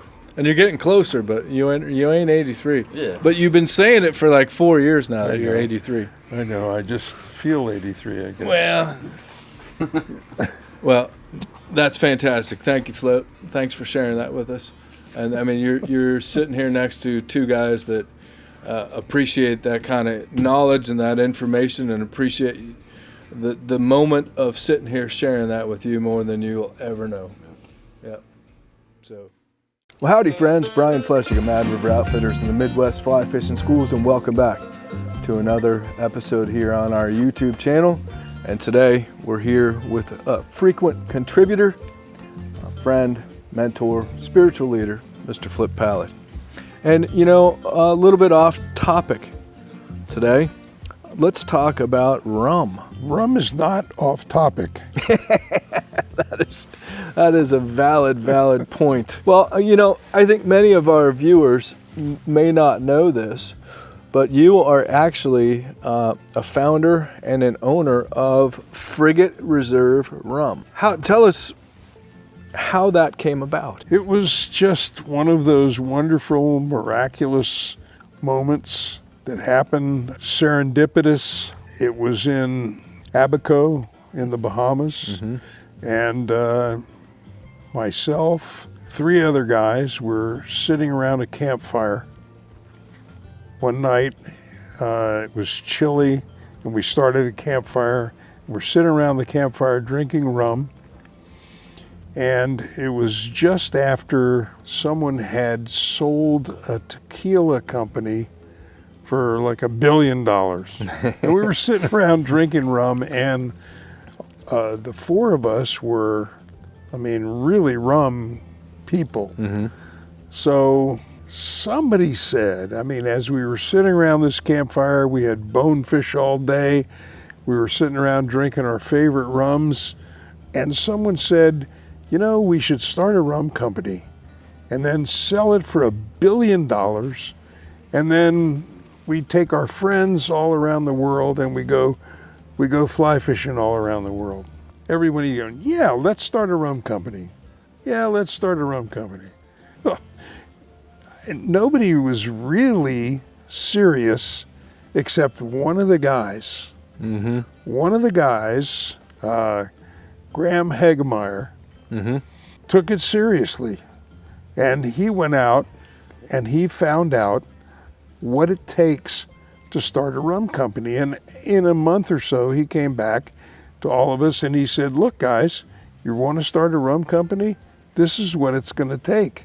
I'll be dead. And so we mobilized and we made phone calls, and we had no idea what we were doing. You know, we imagined that we would build a distillery and we would start distilling rum and making because we were very serious rum people. We knew exactly what we loved. Oh, I know this about you. We didn't want a rum company that was just making rum. We wanted a rum company that was making the best rum. He thought, well, we'll build a distillery, we'll make rum, the best rum, and you know, among the original 5 guys, Oliver White was the voice of reason. And, you know, the rest of us were just, yeah, we're going in the rum business. Oliver was, you know, he goes, fellas, calm down. You know, we don't know anything about rum. Yeah. We can't build the distillery and start making rum. He goes, get real. So we started, you know, we realized, you know, Oliver's right. We started thinking about it. And Graham, who's amazing, he started researching, you know, who the best distillers in the world are. And just to cut through, I mean, the story is long and it's funny and it's very interesting, but it's way too long for today. Yeah. We don't have enough rum left. Right. So Graham identified the most celebrated distiller, master distiller in the whole world. The guy's name is Don Pancho Fernandez, and he is a Cuban expatriated to Panama. Over discrepancies with or differences with the Castro family in Cuba, and so he's now making rum in Panama, and he's the guy who was responsible for many of the classic Cuban rums that have been iconic in Cuba and around the world, and this is the guy who did them. No kidding. The master distiller. And so we got on a plane, we went down to Panama, we met with this guy. Long story, but we finally persuaded him to build 4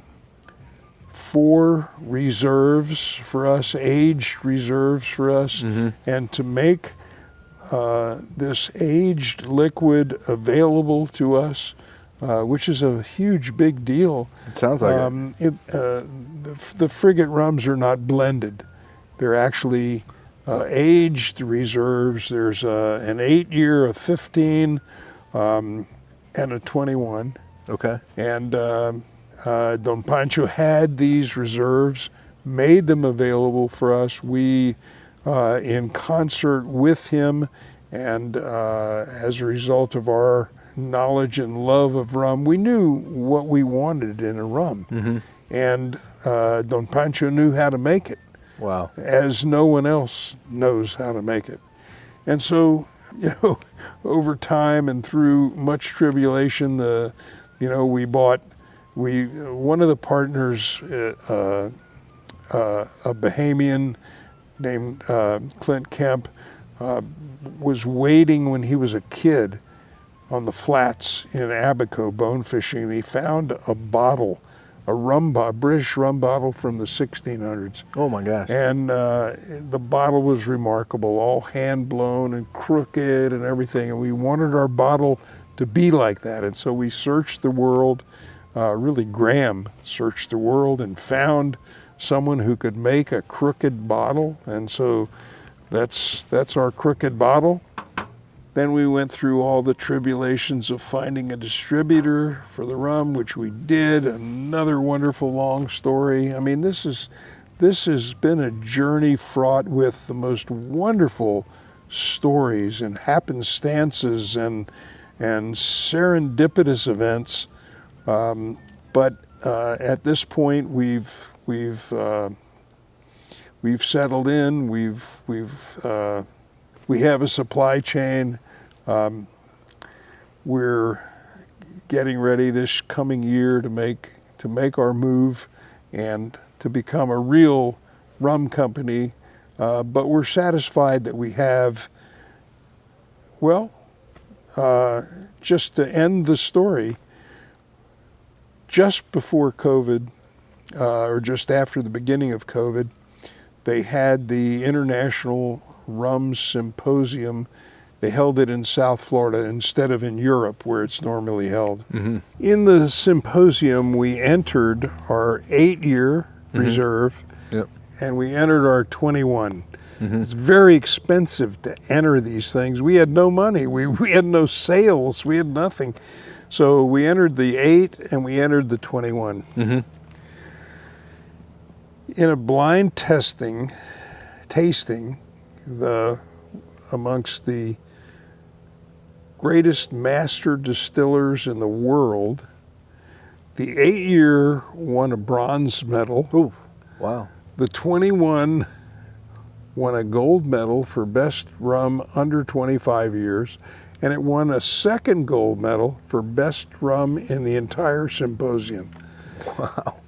So congratulations. I could say, or we could say at this moment, since there has not been another symposium, that we have the best rum in the world. Yeah.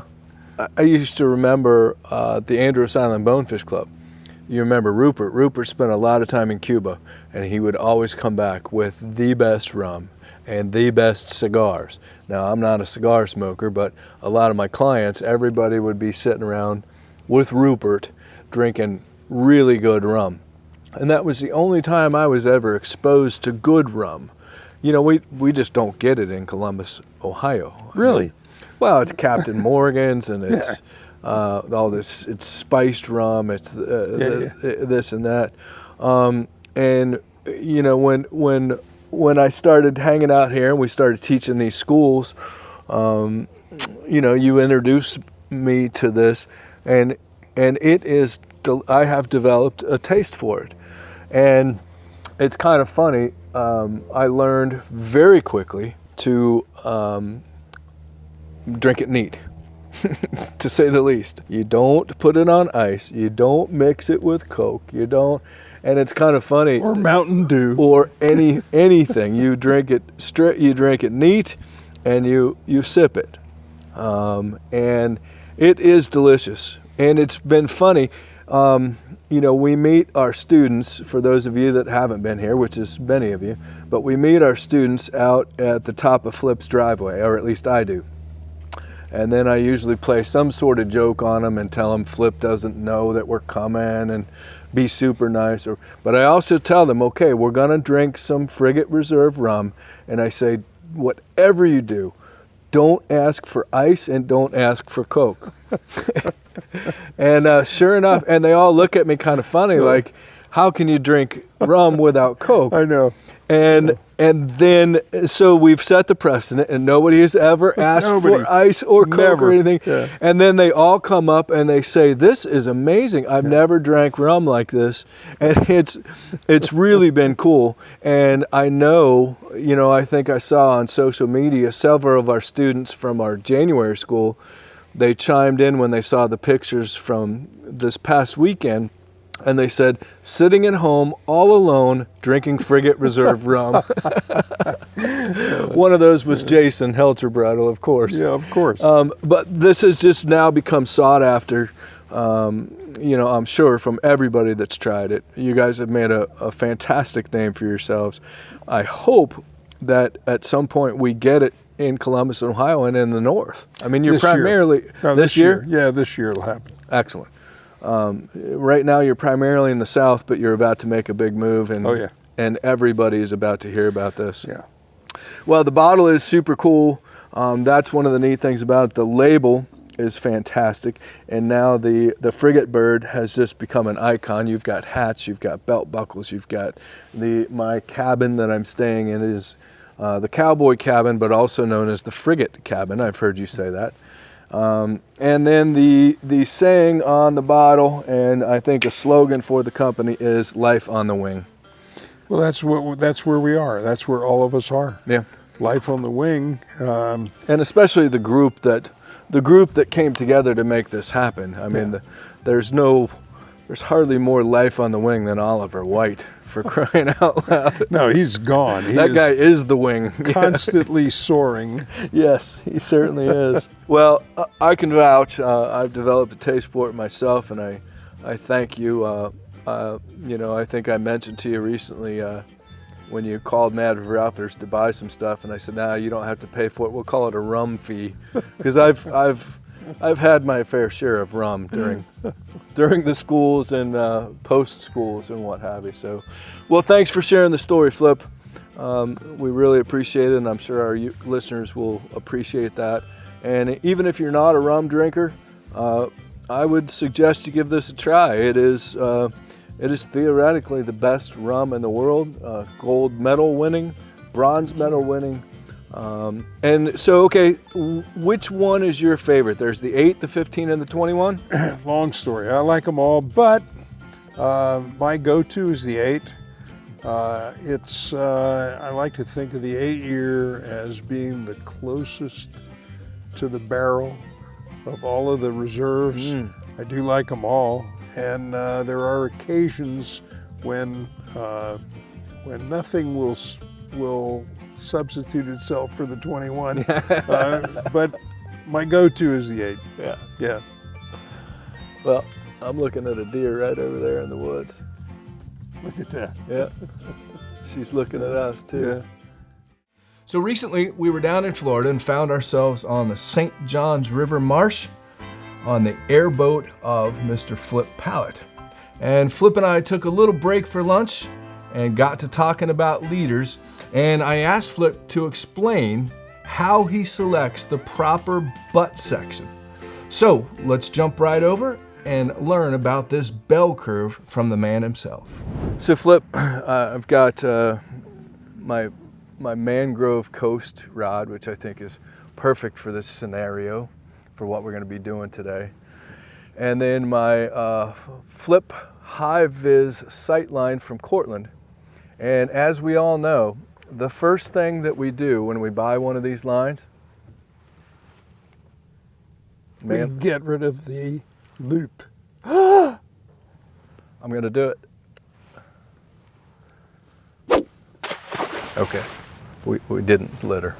No, we didn't. Okay, the loop is gone. You are the person, and Lefty to a certain extent, but you're the person that originally taught this to me. And you and I have taught this on our YouTube channel here. We've taught it to hundreds of students in schools over the years. We're going to be teaching it to hundreds more students in schools in the coming years. And we came up with the hashtag, we're putting it on t-shirts, that a good leader starts in the butt. Yeah? Clever, catchy. A good leader starts in the butt. So your butt section has to be right. And I think that we've made that more or less crystal clear to most folks, but there's still a lot of confusement amongst our viewers as to how you determine what that butt section is. And the number one point of confusion is a lot of people thought that you and I are trying to match the diameter of this and this. And that is not the case. Can you explain that a little further? Yeah, that's not the case. What we're really trying to do is transfer the energy of the cast, which comes in the form of an unrolling loop. And what we're trying to do as that loop unrolls to the end of the front taper of the fly line, we're trying to transfer every bit of that energy that we can to the butt section of the leader. So the only way to ensure that is to ensure that the butt section is a similar stiffness, not diameter, but stiffness, so that that loop, as it unrolls, is not interrupted by something that's too stiff or that's not stiff enough so that it collapses. Right. We're trying to come as close as we can to mimicking the stiffness of the end of the front taper of the fly line with the beginning of the butt section. And we're trying to carry that same energy all the way through the butt section to a short midsection and then the tippet. And hopefully the tippet then has enough energy to unroll and allow the fly to fall like a rose petal to the water. What more could we ask for? Well, this is so important. I mean, I have people that email me and want to know where they can find out the diameter of the tip of the fly line. And you and I have never... Unimportant. It's unimportant. So one of the ways that you can test this is you can kind of do a similarity test, and you can kind of lay the tip of the fly line and the proposed butt section, and you can kind of do a bell curve test. Yeah, you can see that this leader material is pretty much following the bend of the front of the fly line, and that's an indication that the stiffnesses are similar. If you have to err one way or another, err on the side of stiffness.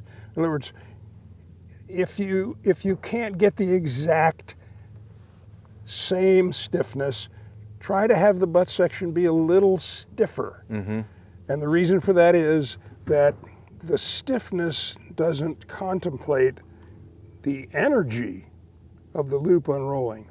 So when that fly line end unrolls, it's got tremendous energy as it's unrolling. Right. And as it hits that butt section, that energy will transfer better if the butt section is just a little stiffer than or the same or a little stiffer. But if it's too limp, if the butt section is too limp, the energy doesn't transfer. Right.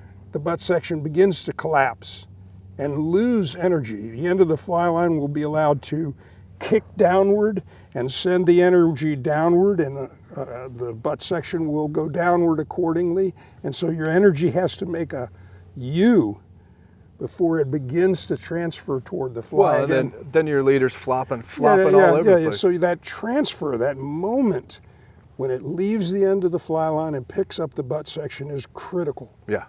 Well, a good leader you're only as good as your butt. I've always said that. I'm surprised that it took you this long to pick up on that.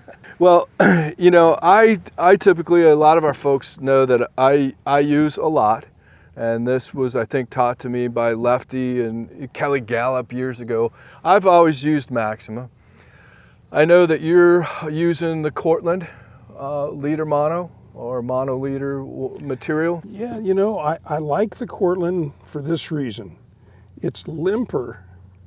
So when you start trying to duplicate stiffness, you have to go up in mass or in breaking strength.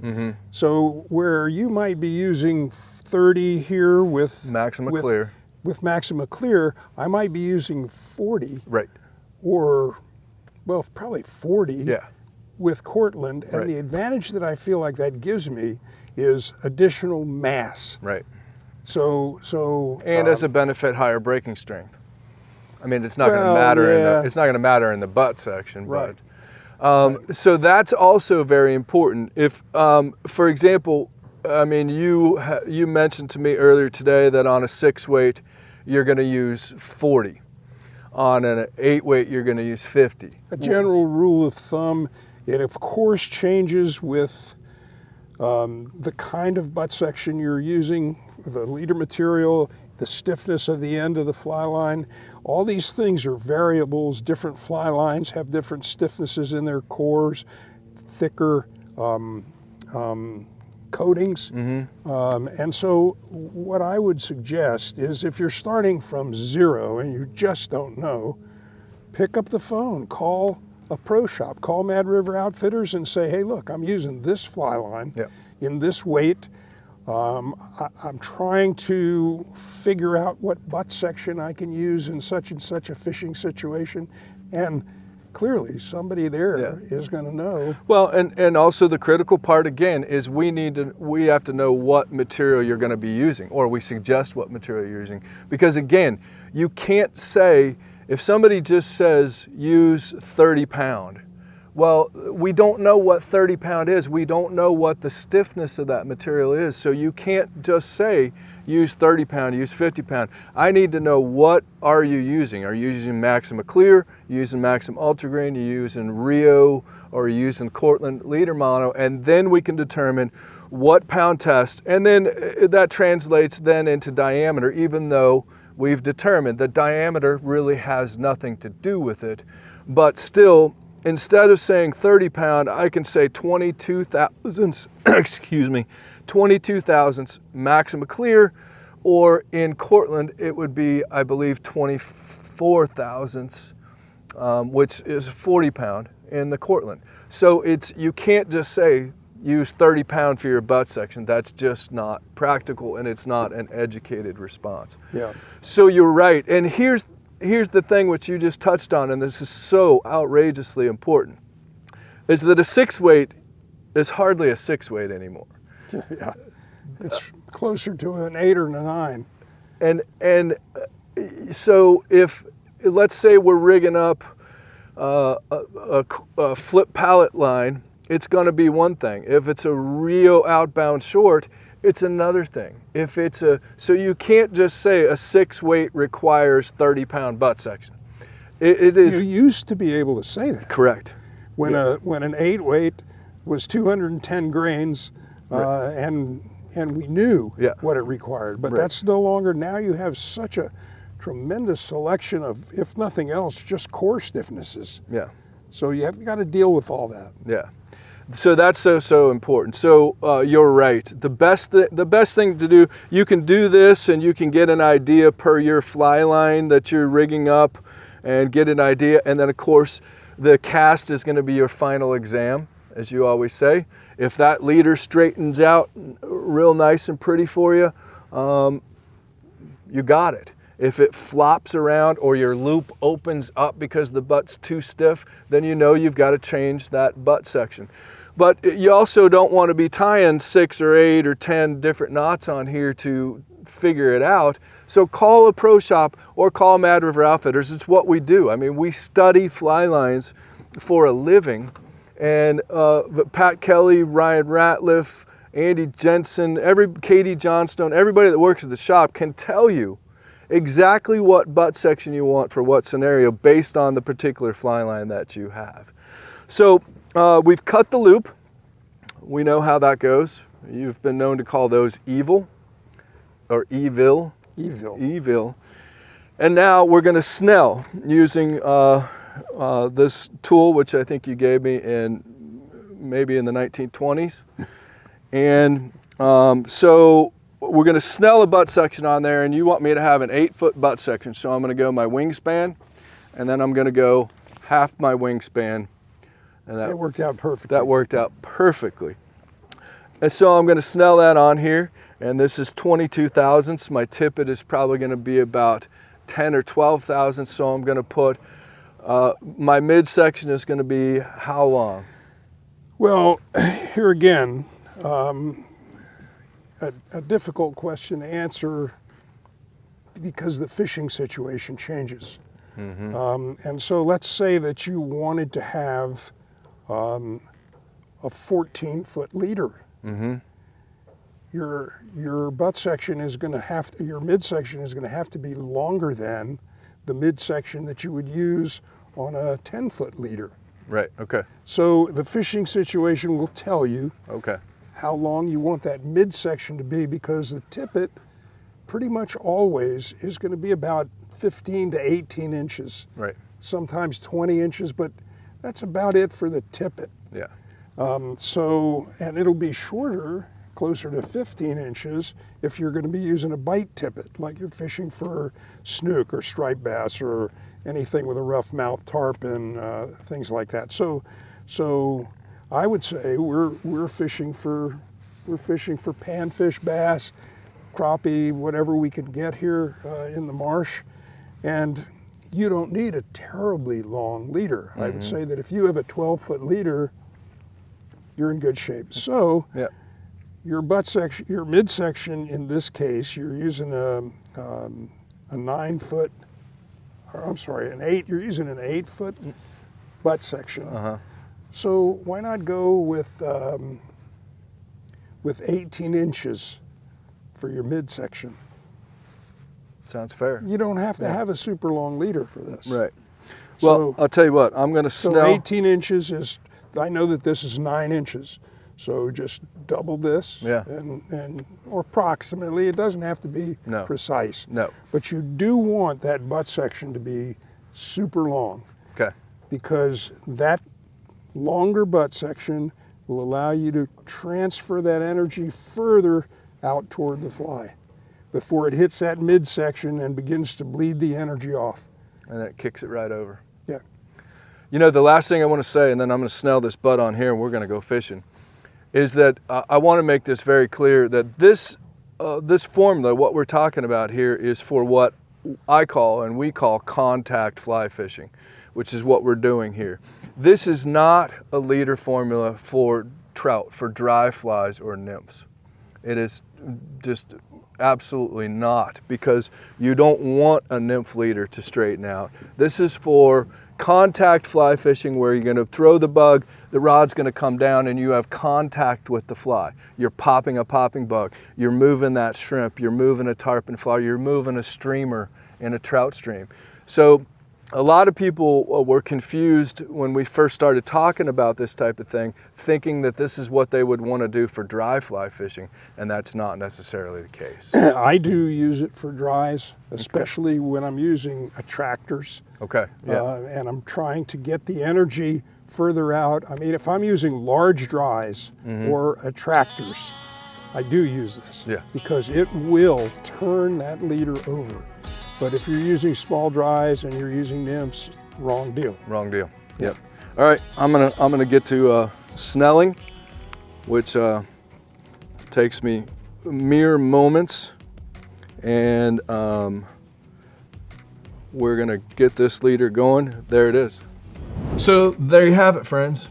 This is something that I learned from Flip probably almost 30 years ago.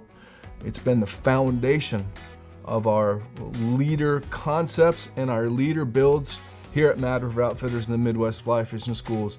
But it's always great to hear from the master himself.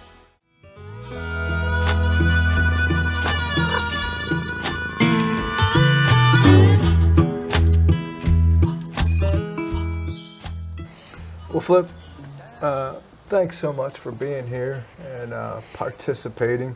We've been promising our viewers that you were going to show up in an episode, and like magic, here you are. Can't get rid of me. Yeah, well, I'm not planning on it anytime soon.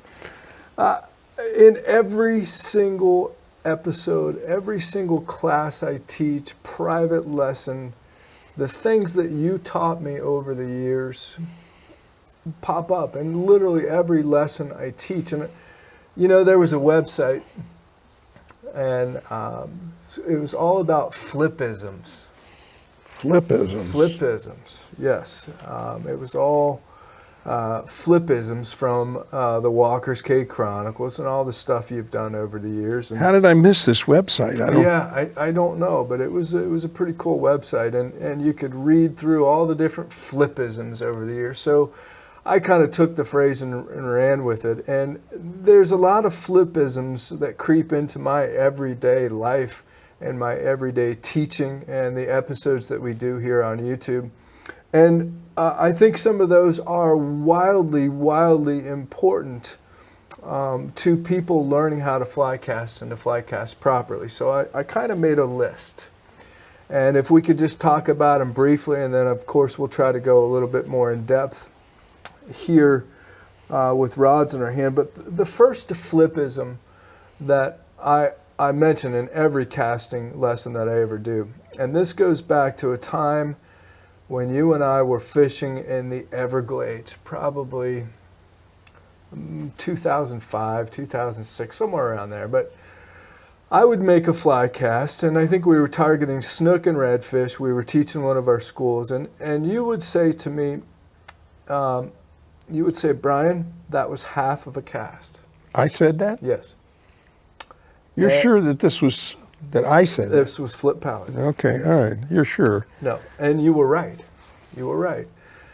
And then I would kind of get frustrated, and then I would make another cast, and you would say to me, Brian, that was half of a cast.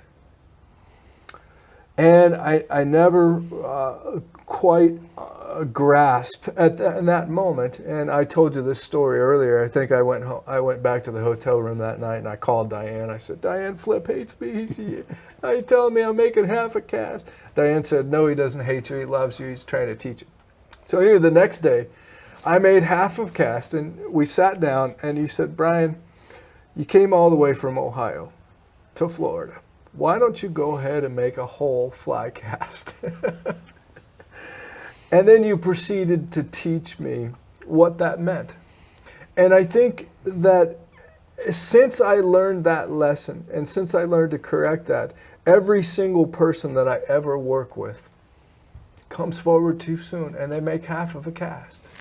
Yeah, it is, and I teach as well, as you know, and it's one of the big problems that I face too. But the analogy is that if I handed you a golf ball and I said, Brian, take this ball and throw it clear over that hill over there, you would not take the golf ball and hold it right here and say, all right, Flip, watch this, and try to throw the golf ball from here.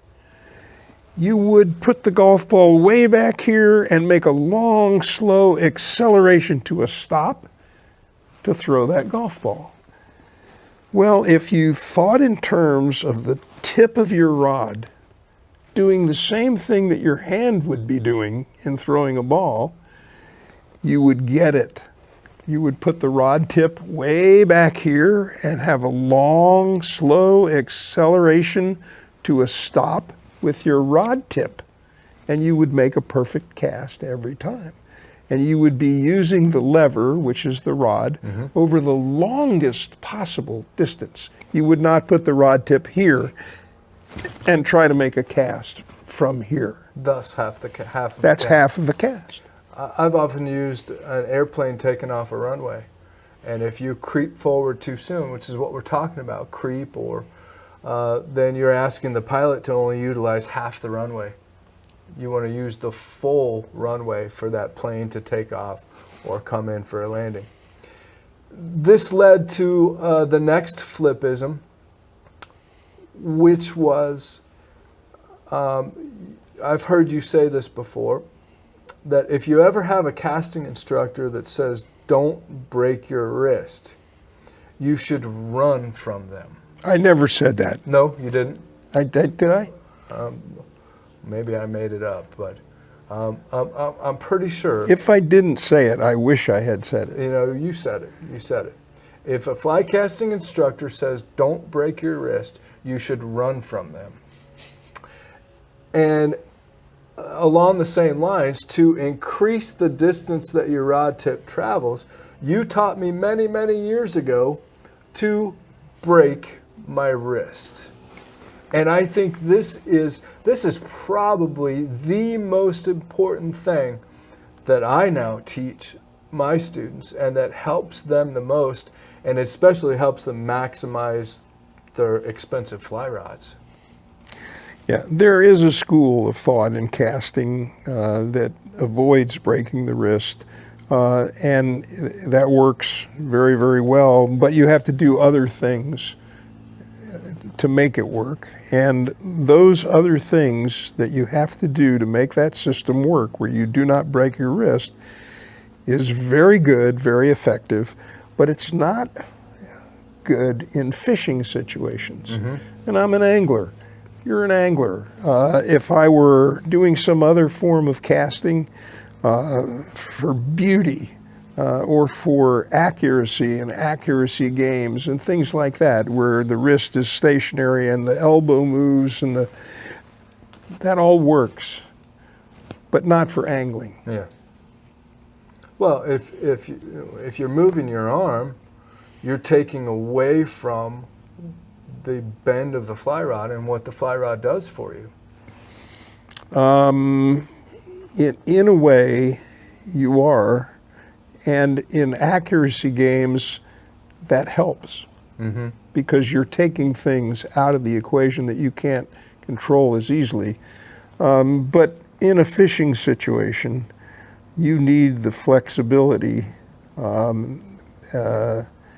speed of delivery and so forth that's required by breaking your wrist. Mm-hmm. It's very, very necessary. And if you watch the great anglers who are often great casters as well, they break their wrist. Yeah.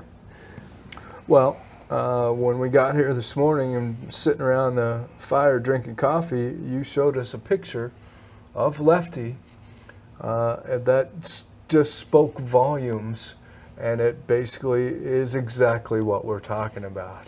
Another great thing that you said to me one time, and this was once again in the Everglades, is you said to me, Brian, why are you trying to cast the fly line?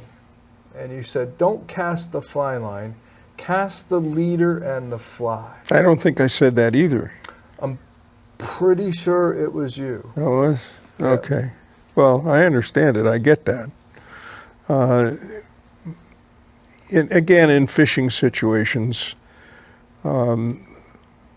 when a forward cast is on the water in a fishing situation, the idea is not to pull the line when you start to make a back cast and maybe represent the fly, or you're fishing a shoreline and you've cast against the shoreline and you strip out and you're going to pick up your line and move down the shoreline a distance.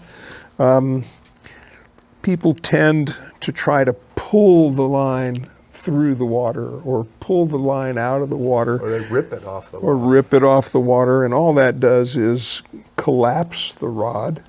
Because the water's trying to hold the fly line back, and all you want for resistance is the weight of the fly line itself. That's all you want. That's all the rod requires. Mm-hmm.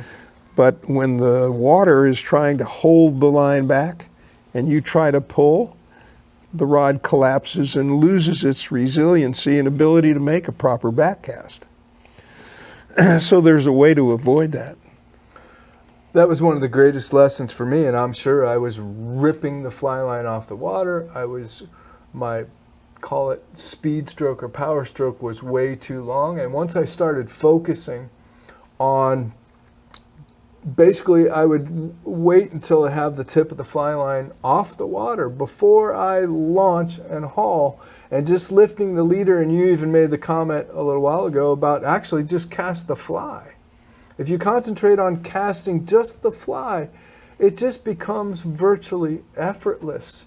And you're not fighting with the fly line. You're not fighting with the resistance from the surface tension of the water. And like you just said, you're not collapsing that rod, and you're getting it moving.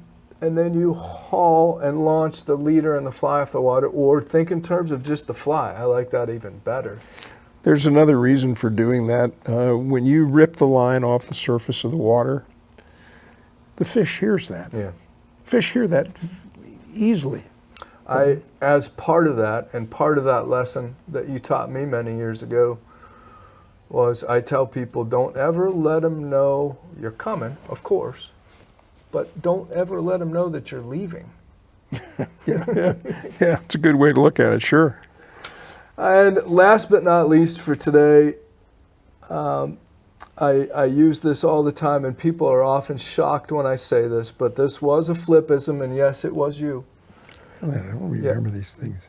You said, Brian, why are you trying to cast with the fly rod? And you said the fly rod is nothing but an overpriced pointing tool. And you said you cast with your opposite hand in reference to the haul. And once I started learning that and applying it, and I realized that, now obviously that's a little bit over the top, and I love to say that in classes because it is over the top, but then people finally start to get it, that the rod, if you can think of the rod as just a pointer that tells it where to go, and you form the loop and the speed comes mostly from this hand, you instantly see people become better casters, myself included. Yeah, it's the left hand plays a huge role, even if you don't haul. Because if you're holding the line in your left hand as you make a back cast, the separation of your hand from the hand that's holding the line is a haul. Mm-hmm. As you do this, if you don't haul at all, as you do this, you're actually making a haul. When you want extra speed, extra boost, it all comes from the left hand. Your casting stroke should never change. Your casting stroke is your casting stroke. If you want more, it comes from the left hand. Mm-hmm. And the dynamics of that are interesting to understand, and maybe we talk about that at a different time, what the haul actually does, how it helps and how it provides the extra boost, because you're doing it here, but the boost is coming from the rod tip. Mm-hmm. Mm-hmm. And how that happens is a whole nother subject, but it's for sure that extra speed, extra distance comes from your left hand. Your right hand does the same thing all the time, which, as you said, is telling the cast where it wants to go. Exactly where to go. This tells it how fast to get there. That's a fantastic way to put it. I can't believe I said these things. You did? Yeah. Well, they were brilliant. That's why I can't believe I said them. But Brian, why are you making half of a cast? You came all the way from Ohio. Why don't you go ahead and make a full fly cast? Why are you trying to cast the fly line? They were brilliant flipisms. I can't thank you enough. Those things changed my life. They made me a better caster and a better person. And through Mad River Outfitters, the Midwest Fly Fishing Schools, and everything that we share with our friends and fans, and now you shared with our friends and fans, you have made me better, you've made us all better, and I can't thank you enough for those flipisms, even if you can't remember them. Well, here's another one. As we depart, you can put a cat in the oven, but that don't make a biscuit. I'm gonna just think about that. You know, there's one that I forgot. A 50-pound dog or is it a 100-pound dog? 100-pound dog. 100-pound dog in a station wagon. It's a very big dog in very a big station dog. wagon. Well, there you have it, friends. Some of my favorite flip-isms that I've learned from the man himself over the years, and those flip-isms have made me a better caster, a better angler, and a better fly casting instructor. So stay tuned. We're hoping to get back down to flips soon, where we can get him out and not only show you, but explain exactly what he meant by those flip-isms there. But I think if you really look back and think about them, some great tips there, and of course, tidbits of knowledge and or wisdom. So as always, stay tuned. We've got a lot more fly casting coming at you. Be sure to subscribe to our channel and hit that like button. It just makes us feel good. So stay tuned. If you like this video, hit subscribe. It helps out a lot. And check out these videos. We think you might like them too.